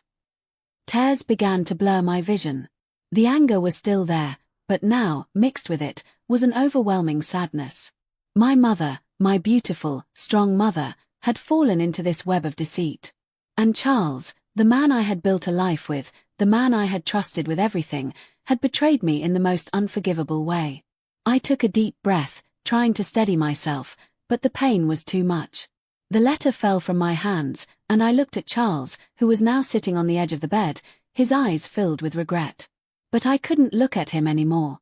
I couldn't even bear to be in the same room as him. I don't understand, Charles, I whispered, my voice trembling. How could you? How could you do this to me? After everything we've been through, after everything I've sacrificed for this family, how could you betray me like this? Charles remained silent for a long time, and I could see the guilt etched on his face. But there was something else, something I couldn't place, something that made the betrayal even worse. I never meant for it to happen this way, Eleanor, he finally said, his voice barely a whisper. But you've been gone so much, you've been busy with your work, with your life. I don't know how it happened. It just did. I felt a cold rage bubbling inside me. You didn't know how it happened. You didn't know. You just let it happen, Charles. You let it happen, with my mother. His eyes shifted downward, and I could see the weight of his shame. But I wasn't interested in his excuses anymore. I didn't want to hear him apologize. I didn't want to hear any more lies. Without another word, I turned and walked out of the room, the sound of my footsteps echoing through the empty house. The pain of what I had just discovered felt like it was suffocating me, but I refused to cry. Not yet. Not in front of him. I wouldn't give him the satisfaction of seeing me break. I needed to be alone. I needed to think. And more than anything, I needed to figure out what came next. I walked out of the room, my feet moving faster than I could think. The house felt colder, emptier. Every room I passed, every picture frame on the wall, every memory seemed to mock me. I couldn't breathe. The pain, the betrayal, it was all too much. It was like a heavy weight pressing down on me, crushing my chest. I found myself outside, standing in the cool evening air, the wind brushing against my skin. I closed my eyes for a moment, trying to steady my breath, but all I could hear was the pounding of my heart in my ears. How could this happen? How could Charles, my husband, the man I had loved and trusted for so many years, betray me in such a way? And my mother. My own mother. I looked up at the sky, the fading light of the day casting long shadows across the yard. The sun was setting, but the world felt darker than it ever had before. I had always thought of my life as a series of steady chapters. My career, my family, my marriage. Everything had been so predictable, so stable. But now, everything had come crashing down. I thought of my children, all grown up now, living their own lives, far away from this mess. I thought of my friends, who would never understand what I was going through. Who could I talk to? Who could I trust? The two people I had counted on the most, Charles and my mother, had both betrayed me. I felt a sharp pain in my chest. The tears were close now, but I refused to let them fall. Not yet. I needed to be strong. I needed to make sense of this madness. I walked back into the house, my mind racing with questions. I didn't want to see Charles. I didn't want to hear his excuses or apologies. I didn't want to look at him and feel the anger and heartbreak that was boiling inside me. I went straight to my bedroom, closed the door behind me, and sat down on the edge of the bed. I needed to think. I needed to understand. But the truth was, I didn't understand anything anymore. Why had my mother done this? Why had she chosen him? Why had she kept it from me for so long? These were the questions that gnawed at me, the questions that I couldn't seem to find answers to. As I sat there, lost in thought, I heard the sound of footsteps approaching my door. I knew it was Charles. He was trying to be quiet, trying to give me space, but I didn't want to give him the chance to explain himself. I didn't want to hear what he had to say. But he knocked gently before opening the door, his face still pale, his eyes filled with regret. "Eleanor," he said softly. "I know you're angry, but I need to talk to you. Please." I didn't say anything at first. I just looked at him, the man who had once been everything to me. The man I had trusted, loved, and built a life with. "Please, Eleanor," he said again, his voice breaking. "I never meant for this to happen. I never meant to hurt you." I took a deep breath, trying to control my emotions. "You never meant to hurt me. You've been lying to me for years, Charles. You've been betraying me with my own mother. How could you? After everything we've been through." He stepped forward, reaching out to me, but I pulled away. I didn't want his touch. I didn't want his apologies. "Not now. I know I don't deserve your forgiveness," he said, his voice barely above a whisper. "But please, just let me explain." I shook my head, tears finally welling up in my eyes. "I don't want to hear it. I don't want to hear your excuses. I want to know why. I want to know why you did this." Charles stood there for a moment, looking at me, as if searching for the right words. But I could see it in his eyes. He was ashamed. And I couldn't help but wonder, was he ashamed because he had been caught?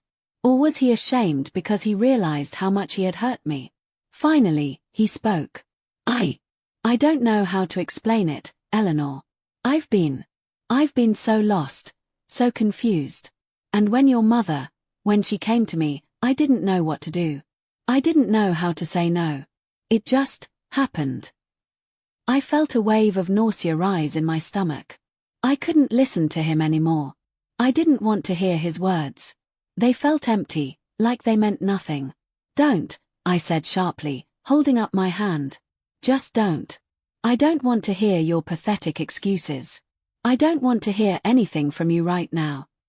Charles took a step back, his eyes filled with regret and pain. He looked like a broken man. But it was too late for apologies. The damage had already been done. I closed my eyes for a moment, trying to block out the emotions that were overwhelming me. I couldn't do this anymore. I couldn't live in this house with him. I couldn't continue pretending everything was fine. "I want you to leave," I said, my voice steady but cold. "I want you to leave this house. I need space. I need time to think." He nodded, his face falling. He didn't argue. He knew he had crossed a line that couldn't be undone. And then, before he turned to leave, he said something that made my heart skip a beat. "I'm sorry, Eleanor. I never meant for things to end this way. I love you." But his words didn't mean anything anymore. They were just words. Empty, meaningless words. "I don't know who you are anymore," I whispered, my voice barely audible. "I don't know who you are." Charles left without another word, and I was alone again. But this time, It wasn't just the silence of the house that filled the room. It was the deafening silence of betrayal. As the night wore on, I found myself unable to sleep. Every time I closed my eyes, all I could see was the image of my mother, on that bed, with Charles. It was a picture that I couldn't erase from my mind, a memory that would haunt me forever. But as much as the pain hurt, I knew I had to move forward. I couldn't keep living in the past. I couldn't keep holding on to the shattered pieces of my marriage. I had to find a way to heal, to reclaim my life. And that meant confronting my mother. I couldn't let her get away with this. I couldn't let her continue to hide behind excuses and apologies. I needed answers. I needed to hear the truth from her. The next morning, I drove to her house. My heart was heavy, but I knew this was something I had to do. I couldn't keep pretending that everything was fine. When I arrived, my mother was sitting on the porch, rocking slowly in her chair. She looked up when she saw me, and I could see the fear in her eyes. "I know why you're here, Eleanor," she said softly. "And I'm so sorry. I never meant to hurt you." I took a deep breath, trying to steady myself. This was it. The moment I had been dreading. "I need to hear it from you, Mom," I said. "I need to know why. I need to understand why you did this to me." Her eyes filled with tears, and she put her hands in her lap, trembling. "I was weak, Eleanor," she whispered. "I was lonely. And Charles was there for me when I needed someone. It was wrong. I know it was wrong. But I couldn't stop it." The words hit me like a punch to the gut. My mother, my own mother, had betrayed me in the worst possible way. I wanted to scream, to rage at her, but instead, I just stood there, numb. "I don't know how to fix this," she said, her voice breaking. "I never meant for it to go this far. I never meant to hurt you." I stood there in silence, unable to speak. I didn't know what to say. How could I forgive her? How could I ever look at her the same way again? The days that followed were like a blur. Every morning, I woke up in the same bed, in the same house, but it felt like I had stepped into a different world. A world where trust had been shattered, where the people I had loved the most had become strangers. My thoughts were consumed by what I had learned, the betrayal, the lies, the painful truth. The questions I had asked myself for so long had finally been answered, but none of them had brought me the peace I had hoped for. They had only left me with a deep, gnawing emptiness that I couldn't shake.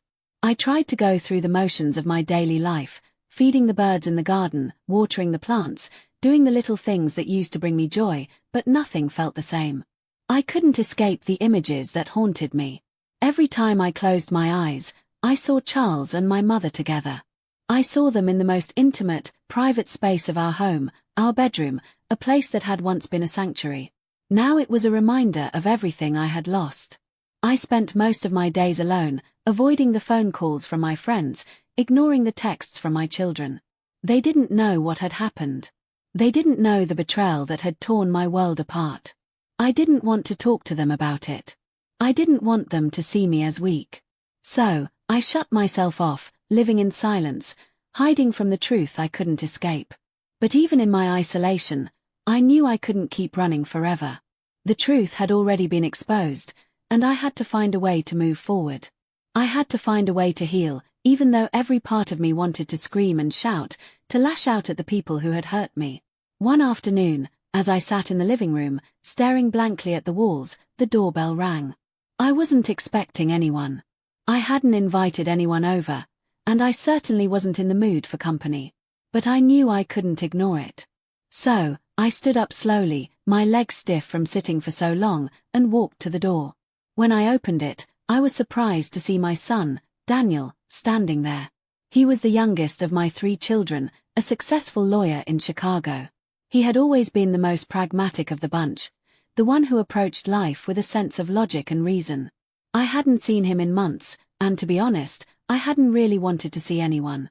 But now, there he was, standing at my doorstep, his face filled with concern.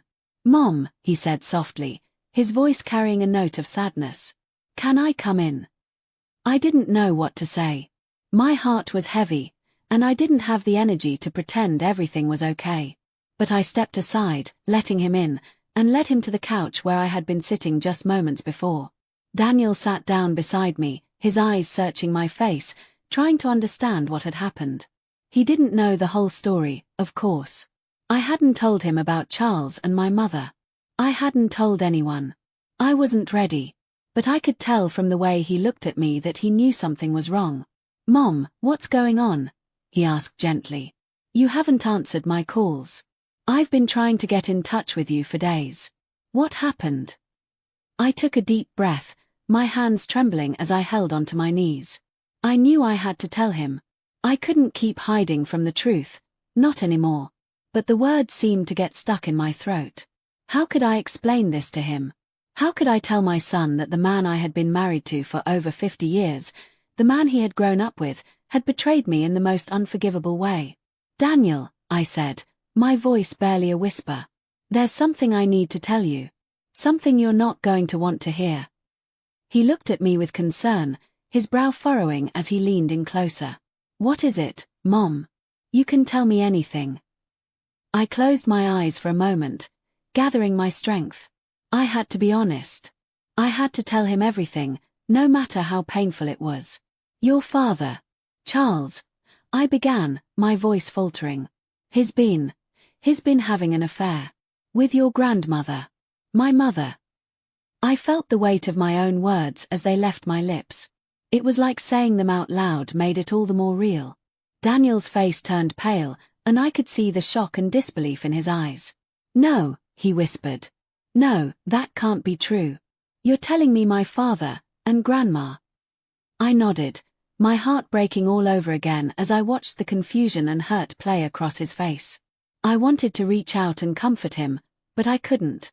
I didn't know how to comfort anyone when I couldn't even comfort myself. "I found them together, Daniel," I continued, my voice thick with emotion. "In our bedroom, the one we shared. The one we made our home in. I don't know how to process this. I don't know how to move forward." Daniel sat in stunned silence for a moment, the weight of the revelation sinking in. He shook his head, as if trying to clear the disbelief from his mind. "Mom, I don't even know what to say. I can't believe this. This is beyond anything I could have imagined." "I know," I said softly, my voice breaking. "I never thought this would happen either. But it did. And now, I have to figure out what to do with this pain. I don't know if I can forgive them.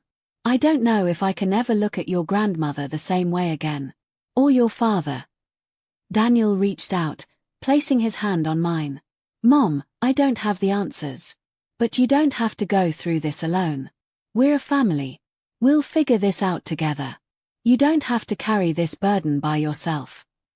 I looked at my son, his face filled with love and concern, and for the first time in days, I felt a flicker of hope. Maybe I didn't have all the answers, but I had my family. I had my children. And that, at least, was something to hold on to. That night, I couldn't sleep. My mind raced with thoughts of what had happened, of the betrayal, of the lies, of the impossible situation I found myself in. But even in the darkness, one thing was clear to me. I couldn't keep living like this. I couldn't keep letting my past dictate my future. I needed to find a way to heal, to rebuild my life, even if it meant leaving everything behind. And so, in the stillness of the night, I made a decision. I would confront my mother. I would demand answers. I wouldn't let her hide behind her guilt and apologies anymore. She had hurt me in ways I never thought possible, and it was time to face the truth. The next morning, I drove to her house. It was a long drive, but I didn't mind. I needed to do this. I needed to see her, to hear her side of the story, to understand why she had done what she had done. When I arrived, she was sitting on the porch again, rocking slowly in her chair. Her face was drawn, weary, as if she had been waiting for this moment. I walked up to her, my heart pounding in my chest. "Mom," I said, my voice steady but cold. "We need to talk." She looked up at me, her eyes filled with sadness. "I know, Eleanor. I've been waiting for you." I sat down beside her, and for a moment, neither of us spoke. The silence between us was heavy, but it was a silence that needed to be broken. "I need to understand," I said, my voice shaking. I need to understand why you did this.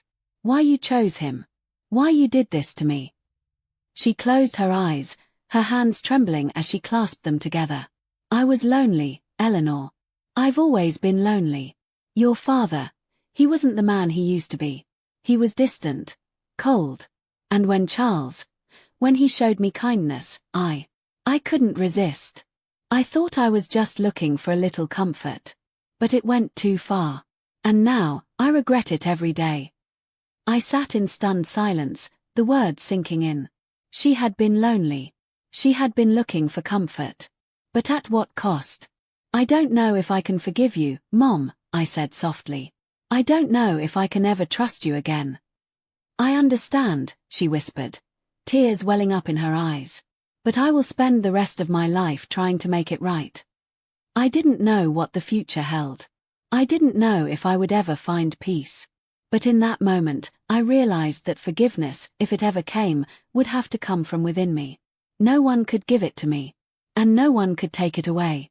The days after my confrontation with my mother felt like a blur. It was as if I had stepped out of one world and into another, a world where everything I had known and loved had been torn apart, leaving me standing amidst the wreckage. I was still trying to make sense of the events, trying to figure out what came next. My heart was heavy with betrayal, but there was something else lingering beneath the surface: exhaustion. A deep, unrelenting weariness that had settled into my bones. It was the kind of tiredness that no amount of sleep could fix.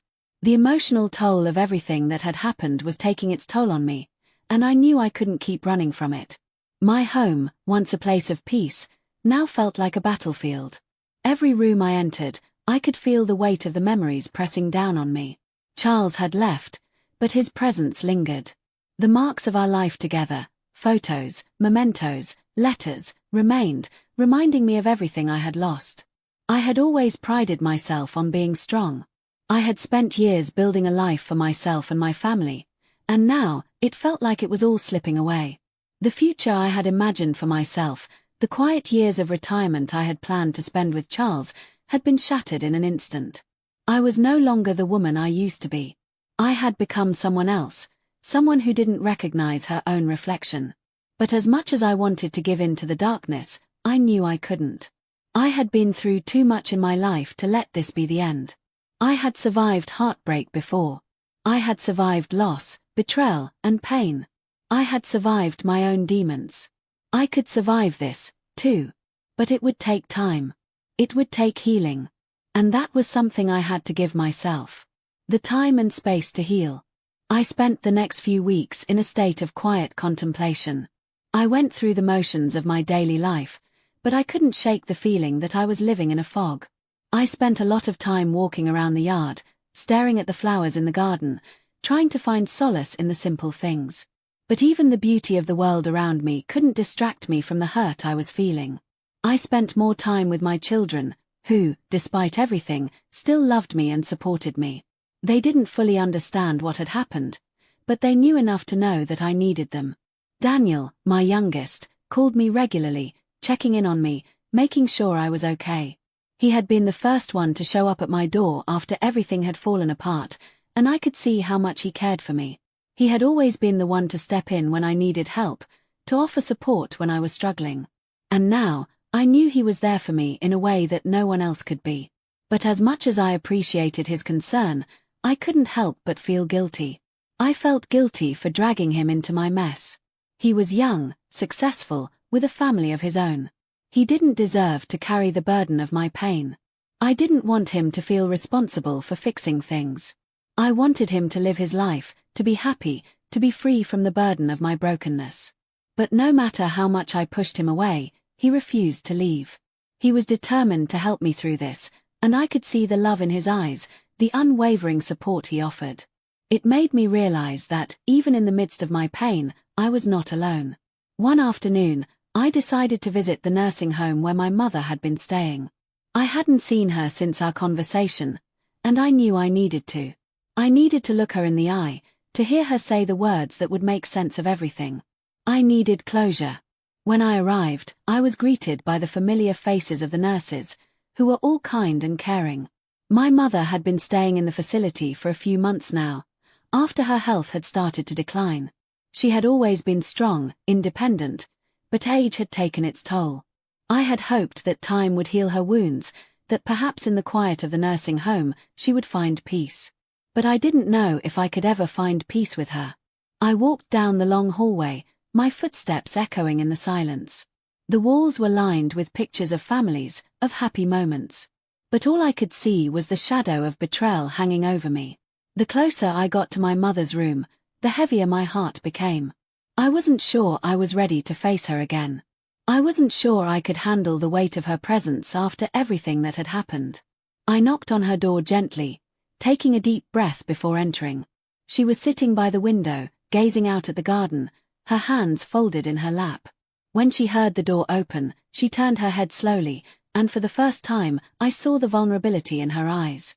She looked small, fragile, and tired. The woman who had once been my rock now seemed so far away, so distant.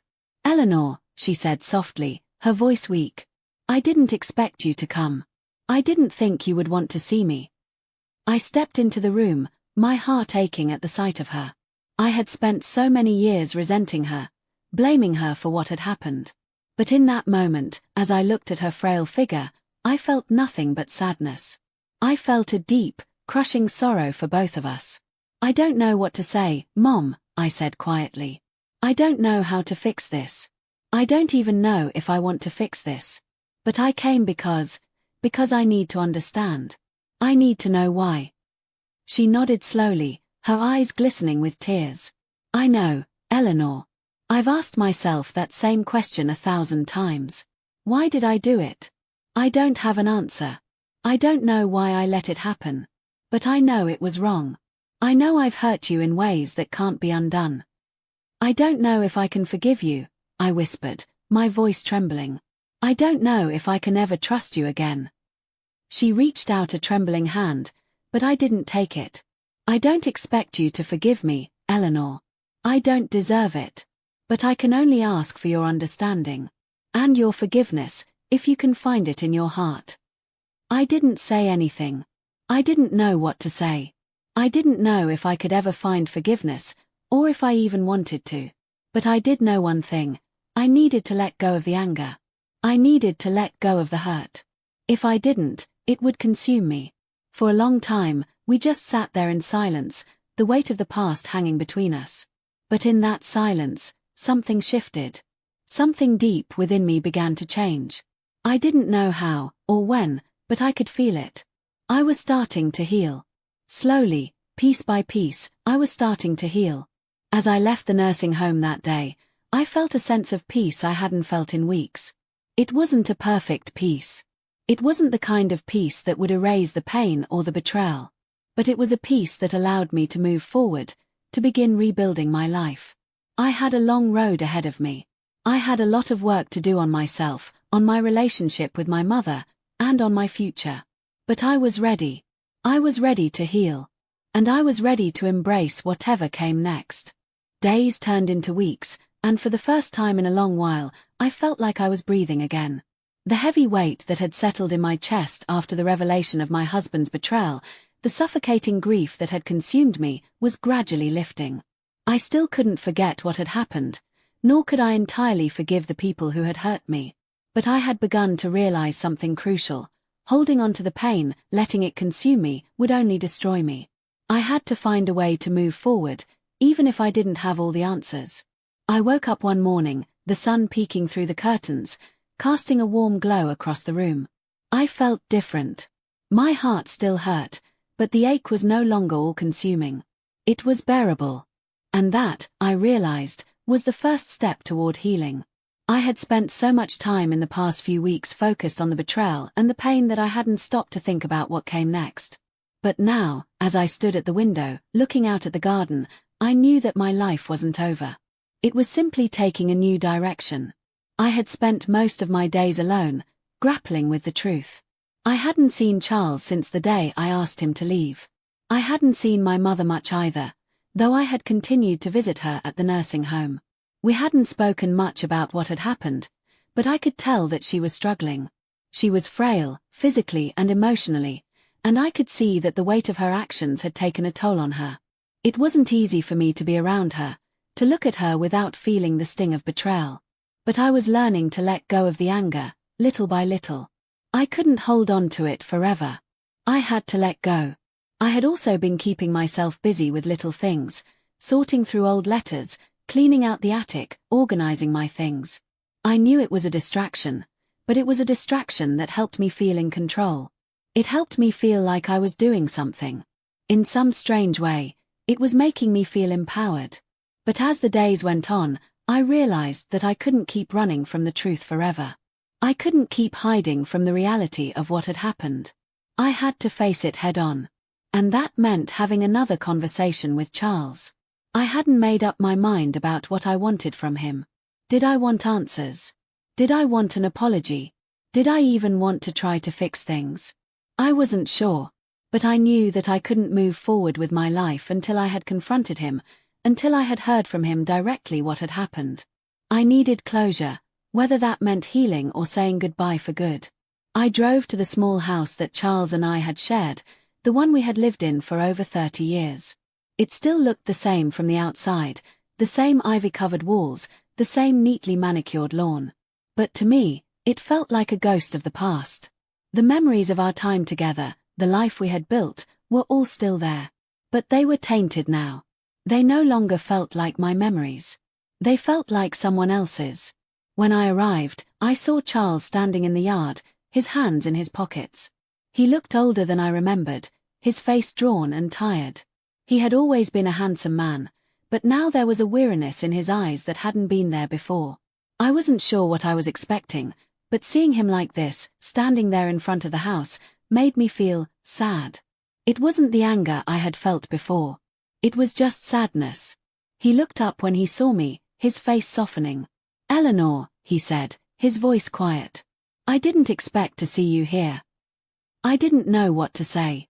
I didn't know how to start the conversation. So, I just stood there for a moment, trying to gather my thoughts. When I finally spoke, my voice was steady, but I could feel the emotion rising in my chest. "I needed to talk to you," I said softly. "I can't keep living in this limbo. I need to understand. I need to hear from you what happened." Charles nodded slowly, his eyes filled with regret. He seemed like he wanted to say something, but he didn't. He just waited, as if giving me the space I needed. "Why, Charles?" I asked, the words feeling foreign on my tongue. "Why did you do it? With my mother, of all people? After everything we've been through, how could you betray me like that?" He looked down at the ground, unable to meet my gaze. "I don't know how it happened, Eleanor," he said quietly. "I wish I could give you a better answer, but the truth is, I don't know. It just happened. And I hate myself for it." I took a deep breath, trying to steady myself. The pain was still there, but it was different now. It wasn't as sharp. It was more of a dull ache, a constant reminder of what had been lost. I didn't know what I was hoping for, but I knew that I needed to hear him say something more than just empty apologies. "I loved you, Charles," I said, my voice thick with emotion. "I spent my life with you. I thought you were the one person I could trust above all else. And now I don't even know who you are anymore." "I'm sorry," he said, his voice breaking. "I never meant to hurt you. I never meant to destroy what we had. I wish I could take it all back, but I can't. And I don't expect you to forgive me. I don't deserve your forgiveness."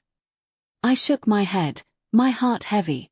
"I don't know if I can forgive you, Charles. I don't know if I'll ever be able to look at you the same way again." He nodded, understanding. "I understand, Eleanor. I've lost your trust, and I don't know if I can ever get it back. But if you can find it in your heart to forgive me, I'll be here. I'll do whatever it takes to make things right." I didn't say anything for a long time. The silence between us was thick, filled with the weight of everything we had been through. I had spent so many years trying to hold on to our love, trying to hold on to the life we had built together. But now, I knew that love was no longer enough. Trust was what mattered. And trust, once broken, was not easily repaired. "I don't know what the future holds, Charles," I said quietly. "But I need to focus on healing.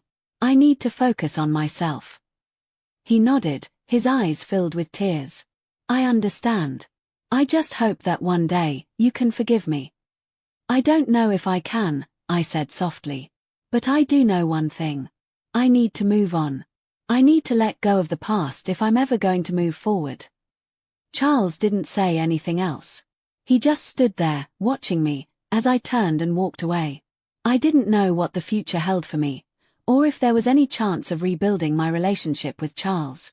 But I did know one thing: I couldn't keep living in the past. I had to heal, for my own sake. And I had to move forward, even if it meant doing it alone. That evening, as I sat in my living room, I thought about the conversation I had just had with Charles. It wasn't the closure I had hoped for, but it was a start. I didn't know if I would ever be able to forgive him or if our relationship could ever be repaired.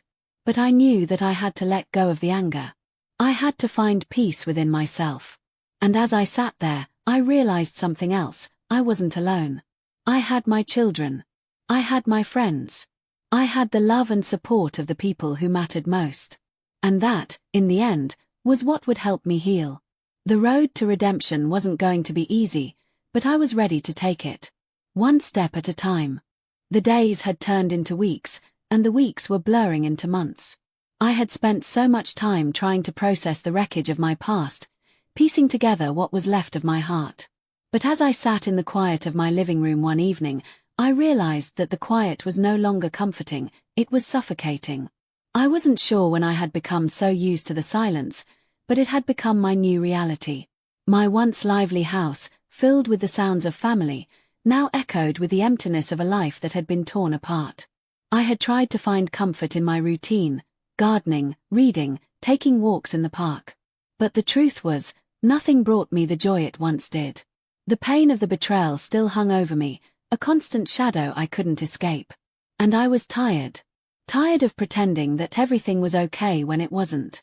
Tired of holding on to the fragments of my past, hoping that somehow they would fit together again. But it was more than that. It was the realization that I had spent so much of my life living for others, making sacrifices for the people I loved, that I had forgotten to live for myself.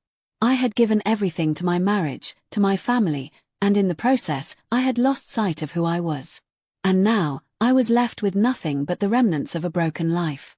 I thought back to the conversations I had with my children. They had tried to comfort me, tried to help me make sense of it all, but the truth was, they couldn't. No one could. I was the only one who could heal the wound that had been inflicted on me. But how? Where did I even begin? The answer didn't come to me in a moment of clarity, but rather in the small, quiet moments of reflection. It came when I realized that I couldn't keep carrying the weight of my past forever. I couldn't keep living in the shadow of betrayal. I had to take control of my life again, even if it meant facing the painful truths about myself and my past. I decided to take the first step toward healing by doing something I had always dreamed of but never had the courage to do: writing. I had always loved to write, but life had gotten in the way. I had buried that passion under the responsibilities of being a wife, a mother, a caregiver. But now, in this quiet, empty house, I had the time to finally put pen to paper. I didn't know if it would help me heal or if anyone would ever read it, but I knew I had to try. I had to pour my heart out onto the page, and in doing so, I hoped I would find some peace. The first few words came easily. I wrote about the pain, the betrayal, the loss. I wrote about the anger that still simmered beneath the surface and the sadness that seemed to seep into every corner of my being. I wrote about my childhood, about the woman I used to be, and how she had been swallowed up by the weight of responsibilities. I wrote about my marriage, about the man I had loved for over 50 years and the way he had shattered my trust. And I wrote about my mother, the woman who had been my rock and my greatest source of pain. But as the days passed, my writing began to take a new shape. It was no longer just about the hurt. It was about reclaiming my identity, about rediscovering who I was beyond the roles I had played for so long. It was about finding a way to rebuild my broken heart and create a future for myself, even if it meant doing it alone. I didn't have all the answers, and I didn't know where this journey would take me. But for the first time in a long time, I felt like I was taking control of my life. I was no longer defined by the betrayal or the pain. I was more than that. I was a woman who had lived a full life, and I still had so much more to offer the world. One day, as I was sitting at my kitchen table, writing yet another chapter of my story, there was a knock at the door. I didn't expect anyone, and for a moment, I hesitated. But then, curiosity got the best of me, and I stood up to answer. When I opened the door, I was surprised to find my old friend, Margaret, standing there. She was a woman I had known for many years, a woman who had seen me through some of the toughest times in my life. We had been close, but over the years, our lives had taken different paths, and we had lost touch. But now, there she was, standing in front of me with a kind smile on her face. "Eleanor," she said, her voice warm and comforting. "I've been thinking about you a lot lately. I know you've been through so much, and I just wanted to check in. Can I come in?" I nodded, stepping aside to let her in. We sat down at the kitchen table, and for the first time in a long while, I felt a sense of comfort in her presence. She didn't ask me about the betrayal. She didn't ask me to explain anything. She simply sat with me, offering her support without judgment. "I'm glad you came," I said softly, my voice thick with emotion. "I've been struggling, Margaret. I don't know how to move on from all of this. I don't know how to rebuild my life after everything that's happened." She looked at me with understanding in her eyes. "Eleanor, you've been through something unimaginable. It's okay to feel lost. But you're still here. You're still standing. And that, in itself, is something to be proud of." I nodded, the weight of her words sinking in. "I don't know if I can ever forgive them, Margaret. I don't know if I can ever look at Charles or my mother the same way again." "You don't have to forgive them right now," she said gently. "You don't have to do anything until you're ready. But you do have to forgive yourself. You have to let go of the guilt and the pain you're holding on to. You're not responsible for their actions, Eleanor. You didn't cause this. And you deserve to be free from it." Her words resonated deep within me. I had been so focused on what had happened to me, on the hurt that had been inflicted on me, that I had forgotten to focus on myself. I had forgotten that I deserved happiness too, that I deserved peace. Margaret stayed with me for hours, just talking, laughing, reminiscing about the old days. It felt good to laugh again, to connect with someone who understood me. For the first time in a long time, I felt like I was not alone in this world. That night, as I sat in bed, I reflected on the conversation I had had with Margaret. She was right. I couldn't keep holding on to the anger and resentment. I couldn't let the actions of others dictate my happiness. I had the power to choose my path. And for the first time in a long time, I felt like I was ready to choose it. The following morning, I made a decision. I didn't know exactly what the future held, but I knew that I needed to start over. I didn't want to stay in the house that held so many painful memories. I needed a fresh start. I needed to create a space that was mine, one that wasn't haunted by the ghosts of the past. I would sell the house and move somewhere new, somewhere I could rebuild my life, somewhere I could heal. I began making plans, sorting through my belongings, deciding what I would take with me and what I would leave behind. It wasn't easy, but it felt right. For the first time in months, I felt a sense of excitement, a sense of hope for what the future could hold. And so, I began the process of healing. It wasn't a quick fix, and it wasn't easy. There were days when I still felt lost, days when the pain seemed to resurface, but I kept moving forward. I kept writing, kept finding new ways to rediscover myself, to reclaim the woman I had once been. The road ahead was still uncertain, but for the first time in a long time, I felt ready to walk it. I had spent the last few months trying to rebuild my life, step by step. The house was packed, the movers had come and gone, and I found myself sitting in the small apartment I had rented in a quieter part of town. The walls, still bare, echoed with the emptiness of new beginnings, but there was something liberating about this new chapter. I wasn't weighed down by the memories of betrayal that had defined my past, and yet, I couldn't ignore the fact that those memories were still with me. They were ingrained in the very fabric of who I was now. As I sat on the couch, staring out at the skyline of the city from my new window, I realized that this wasn't just about moving to a new place, it was about creating a new version of myself. The old Eleanor, the woman who had been defined by her role as a wife, mother, and caregiver, was gone. In her place was a woman who was learning to live for herself, to make choices that would allow her to heal. But it wasn't easy. I had learned a lot in the past few months, mostly about forgiveness, not for Charles or my mother, but for myself. For so long, I had carried the weight of their actions, believing that somehow I was responsible for their mistakes. I had believed that I could fix things, that I could make everything right again. But the truth was, I couldn't. And I was learning to accept that. The road to forgiveness was one I had never expected to walk alone. It had been a journey of self-discovery and self-acceptance, but it was also one of profound loneliness. There were days when the silence of the apartment felt suffocating. The absence of the noise that had once filled my home, the laughter of my children, the warmth of Charles' presence, left me with a quiet that was both peaceful and terrifying. I wasn't used to it. But as time passed, I began to realize that the quiet wasn't the enemy. It was a space for me to heal, to find myself again. It wasn't until one Sunday morning, as I stood in the small local church I had started attending, that I truly understood what it meant to let go. The service was simple, unpretentious, and the congregation was small. But there was something about the hymns, the prayers, and the sermons that resonated deep within me. As I sat there, listening to the pastor speak about forgiveness, grace, and renewal, I felt a shift within me.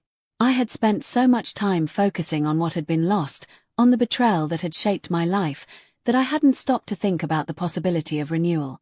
I hadn't stopped to consider the idea that perhaps there was still hope, still something beautiful waiting for me on the other side of all the pain. The pastor's words felt like they were meant for me. Forgiveness is not for the one who has wronged you. It is for you. It is to release the chains that bind you to your past, to free your heart from the burden of hatred and resentment. Let go of what you cannot change, and embrace the future that awaits you. For the first time in a long time, I felt the weight lift off my shoulders. It wasn't immediate, and it wasn't a magic fix. But in that moment, I understood that letting go wasn't just about forgiving Charles or my mother. It was about releasing myself from the shackles of anger and disappointment. It was about giving myself permission to move on, to find peace in my own heart. That day, I sat quietly in the church, allowing the words to wash over me, and for the first time in months, I felt a sense of peace. I had been holding on to so much pain for so long, but I realized that I didn't have to carry it anymore. The past had already been written, and I couldn't change it. But the future, the part of my life that was still unwritten, was mine to shape. And I was ready to start anew. Over the following weeks, I continued to visit the church. It became my sanctuary, a place where I could be alone with my thoughts, where I could reflect on the journey I had taken and the road ahead. I started volunteering at the church's community center, helping with food drives and supporting the elderly. It felt good to give back, to be part of something that was bigger than my own pain. It felt good to help others in a way that allowed me to rediscover a sense of purpose. But even as I immersed myself in my new life, I couldn't completely ignore the call of my past. There were still moments when I thought about Charles, when I wondered what he was doing, if he ever regretted what he had done. I thought about my mother, who was still in the nursing home, still frail and fragile. I hadn't visited her in weeks, and the guilt crept in at times. But the truth was, I didn't know if I was ready to face her again. I didn't know if I could. One evening, after finishing a long day at the community center, I sat at my kitchen table, writing in my journal. The words came easily now, as they always did when I was alone with my thoughts. I wrote about the progress I had made, about the things I had learned, about the small victories that gave me hope. But as I wrote, a thought struck me. I had been so focused on rebuilding my own life that I hadn't stopped to think about how my actions could help others rebuild their lives. Maybe, just maybe, I could use my story to help someone else. I had spent so many years hiding from my pain, pretending it didn't exist. But what if I could help others find healing by sharing my journey? What if my pain could serve a greater purpose? The next day, I reached out to a local support group for women who had experienced betrayal and heartbreak in their marriages.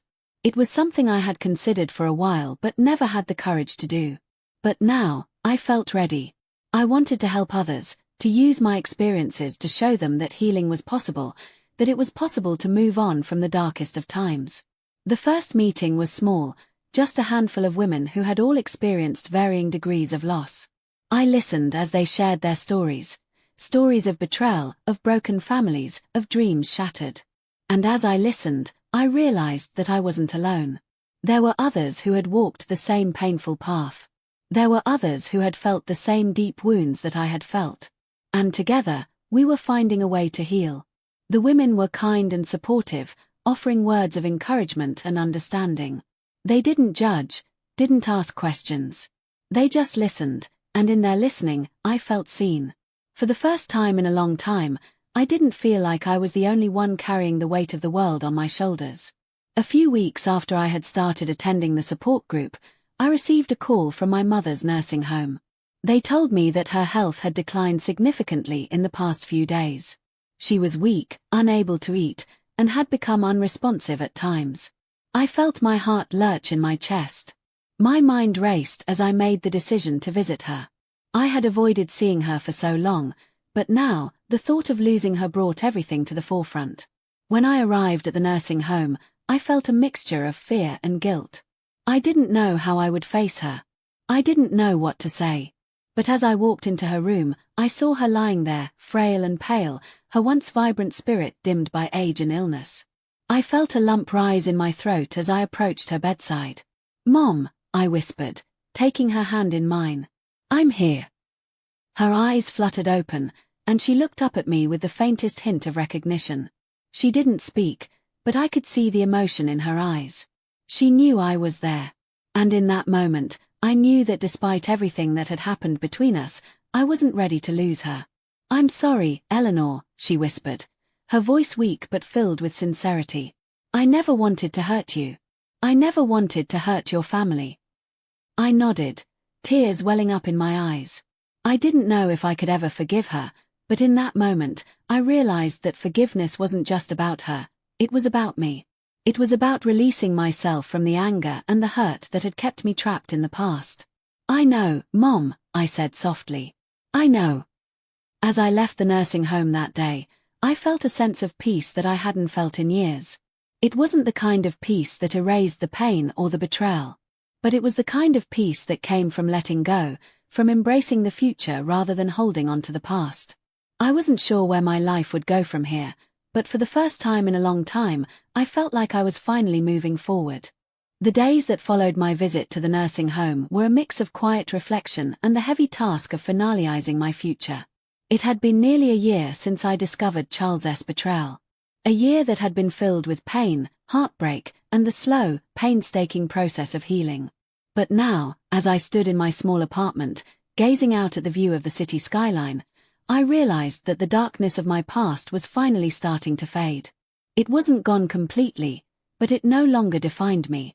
I had found a way to carry it without letting it weigh me down. The apartment, though small, had become my sanctuary. It was mine, no one else's. The bare walls, the simple furniture, and the peaceful solitude gave me the space I needed to breathe. I had learned to enjoy my own company. I had learned to appreciate the stillness. For the first time in a long time, I wasn't running away from my emotions. I was allowing myself to feel them, to experience the full range of what it meant to heal, to grow, and to move on. I had started going back to the community center more regularly. I was still volunteering, helping with various outreach programs, and I had started to find joy in the work I did. Helping others felt like a natural extension of my own healing. There was something about being a part of something larger than myself, contributing to something good, that made me feel like I was making a difference in the world, even if it was in small ways. And yet, despite the progress I had made, there was still a lingering question that I couldn't ignore. What about the future? What about the rest of my life? Would I always be alone? Was I destined to live in the quiet, empty space I had created for myself, or could I truly embrace the possibility of love again? I hadn't thought much about dating. The very thought of opening myself up to someone after everything that had happened with Charles felt like an insurmountable task. I wasn't sure I was ready for that kind of vulnerability. But deep down, I knew that my healing wasn't complete. I had rebuilt my life, yes, but I hadn't yet fully embraced the idea of living again. The fear of being hurt again, of facing the possibility of betrayal once more, held me back. But I knew I couldn't let fear define my future. I couldn't let the mistakes of the past control my potential for happiness. One afternoon, as I sat in the community center sorting through donations, I received a message from Margaret. She had become a regular part of my life since that first visit a few months ago. Margaret had a way of making me feel understood without asking too many questions. She had been through her own struggles and losses and knew how to listen without judgment. Her message read, "Eleanor, I've been thinking about you. There's a man I know, Henry. He's been a part of the church's outreach program for a while now, and I think you'd really like him. He's kind, sincere, and has been through a lot himself. I know you're not looking for anything right now, but if you're open to it, maybe you'd like to meet him." I stared at the message, the words lingering in the air.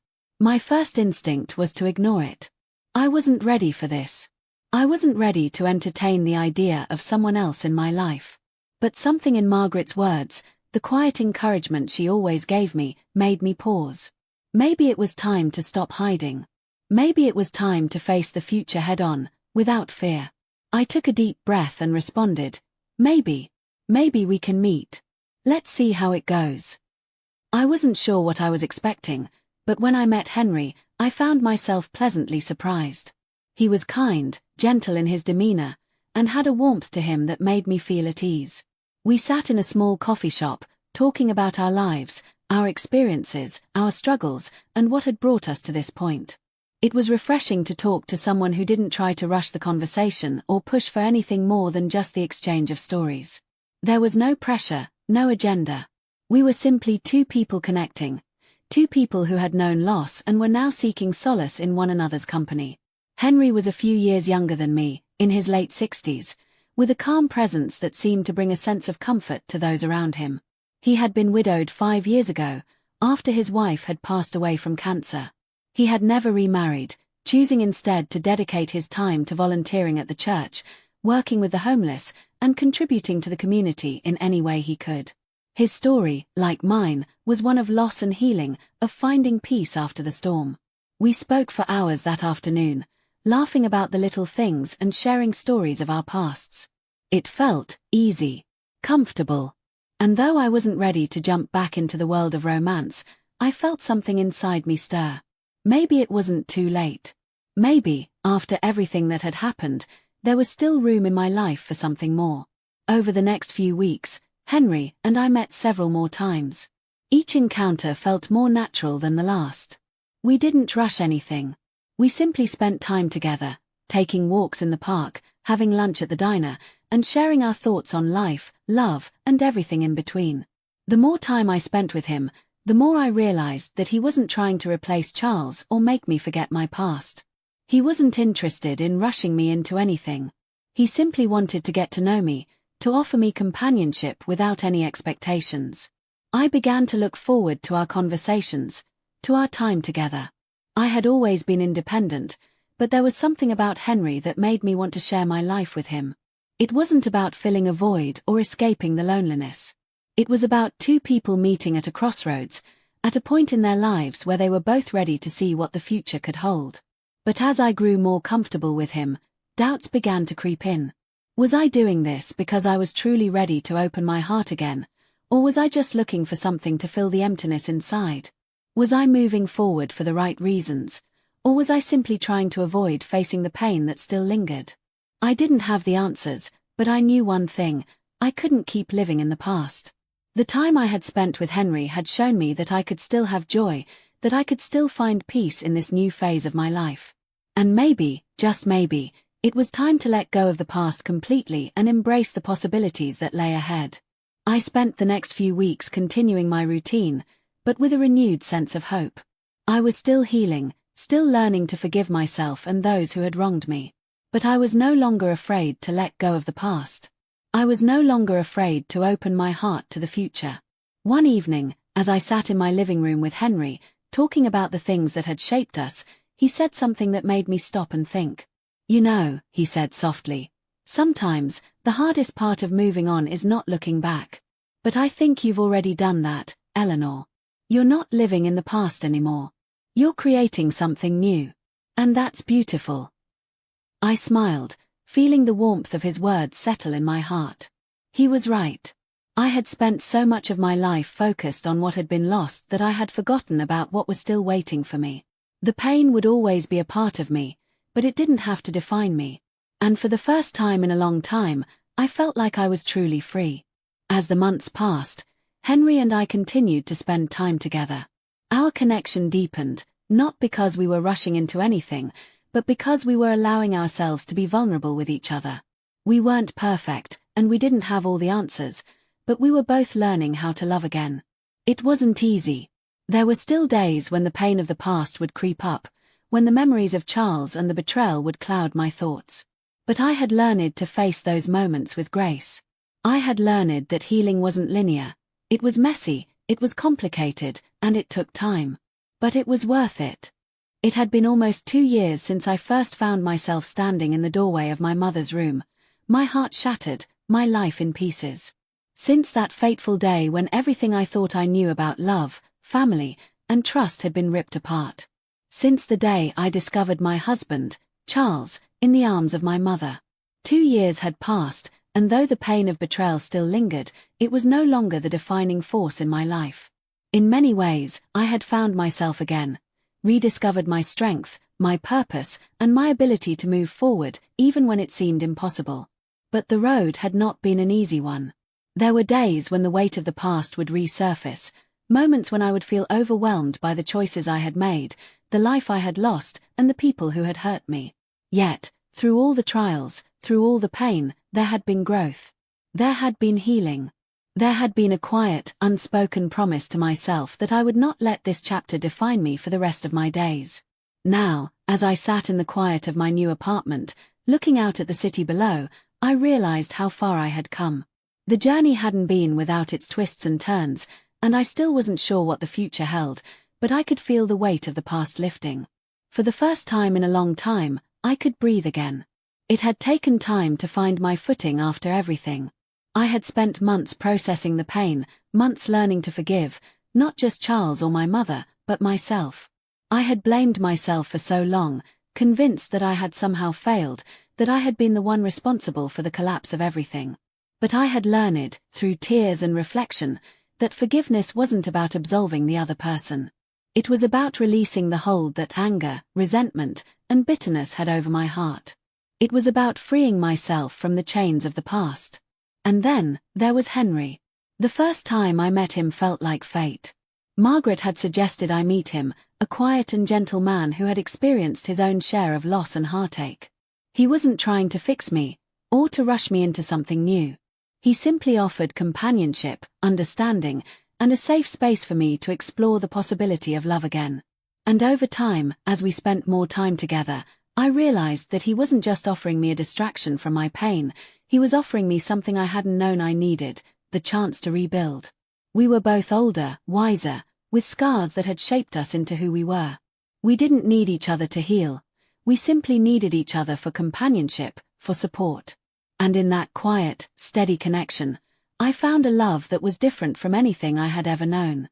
It wasn't born out of passion or desire, but out of respect and understanding. It wasn't about fixing each other, it was about being there for each other, in the quiet, simple moments of life. And that was enough. But life, as it often does, had a way of throwing unexpected challenges my way. It was a sunny Saturday afternoon when I received a call from the nursing home. My mother's health had taken a sudden turn for the worse. Her condition, which had been stable for some time, had deteriorated rapidly. They were asking me to come as soon as possible. As I drove to the facility, I felt a deep sense of unease. My mother and I had been working through our fractured relationship, but we still hadn't fully healed. I didn't know if I was ready for what I was about to face. When I arrived at the nursing home, I could feel the tension in the air. The nurses led me to her room, where I found her lying in bed, her frail body almost unrecognizable. The woman who had once been full of life, full of strength, now seemed so small and fragile. She looked up at me with tired eyes, her once vibrant features now hollow with age and illness. I could see the regret in her eyes, the weight of the choices she had made. "Eleanor," she whispered, her voice raspy. "I'm sorry." I didn't know what to say. Part of me wanted to scream at her, to demand answers, to make her explain how she could have betrayed me in the worst possible way. But another part of me, the part that had spent the last year learning about forgiveness, knew that this moment wasn't about the past. It wasn't about what had happened. It was about the woman lying before me, my mother, who had been a part of my life for so long. "I don't know if I can forgive you, Mom," I said softly, my voice thick with emotion. "But I'm here. I'm here because you're still my mother. And no matter what, that's never going to change." Tears welled up in her eyes, and she reached out her hand weakly. I took it in mine, feeling the coldness of her touch, the frailty of the person who had once been my rock. "I never wanted to hurt you, Eleanor," she whispered. "I was lost, confused. I made mistakes, terrible mistakes. And I've spent so many years trying to make up for it. But I can't undo what I've done." I nodded slowly, my heart aching. "I know, Mom. I know." The room was filled with silence, broken only by the soft beeping of the machines that monitored her vitals. We sat there together, hand in hand, for what felt like hours. I didn't have the answers. I didn't know what the future held for us, or if we would ever fully heal from the damage that had been done. But in that moment, I understood that forgiveness wasn't about erasing the past. It was about accepting it, learning from it, and finding a way to move forward, even if that meant doing so with scars. Later that evening, I sat on the balcony of my apartment, looking out over the city. The air was cool, and the sky was filled with stars. It felt like a moment of peace, the kind of peace that had been elusive for so long. I thought about everything that had happened, the betrayal, the pain, the loss. I thought about the people I had loved and lost, and the ones I still held dear. I thought about Henry, who had become a quiet presence in my life, offering me the comfort and companionship I had longed for.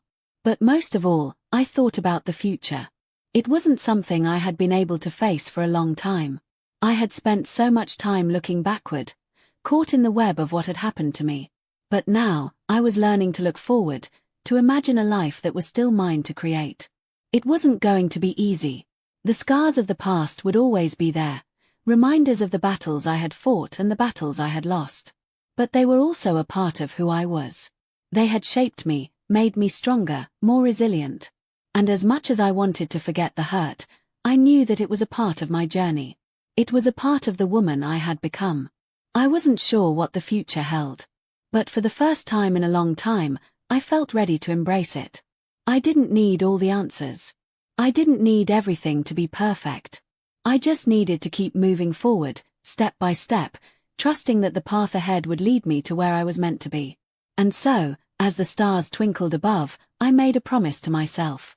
I promised that I would continue to heal, continue to grow, and continue to love, not just others, but myself. I promised that I would let go of the past, not because I had to, but because I wanted to.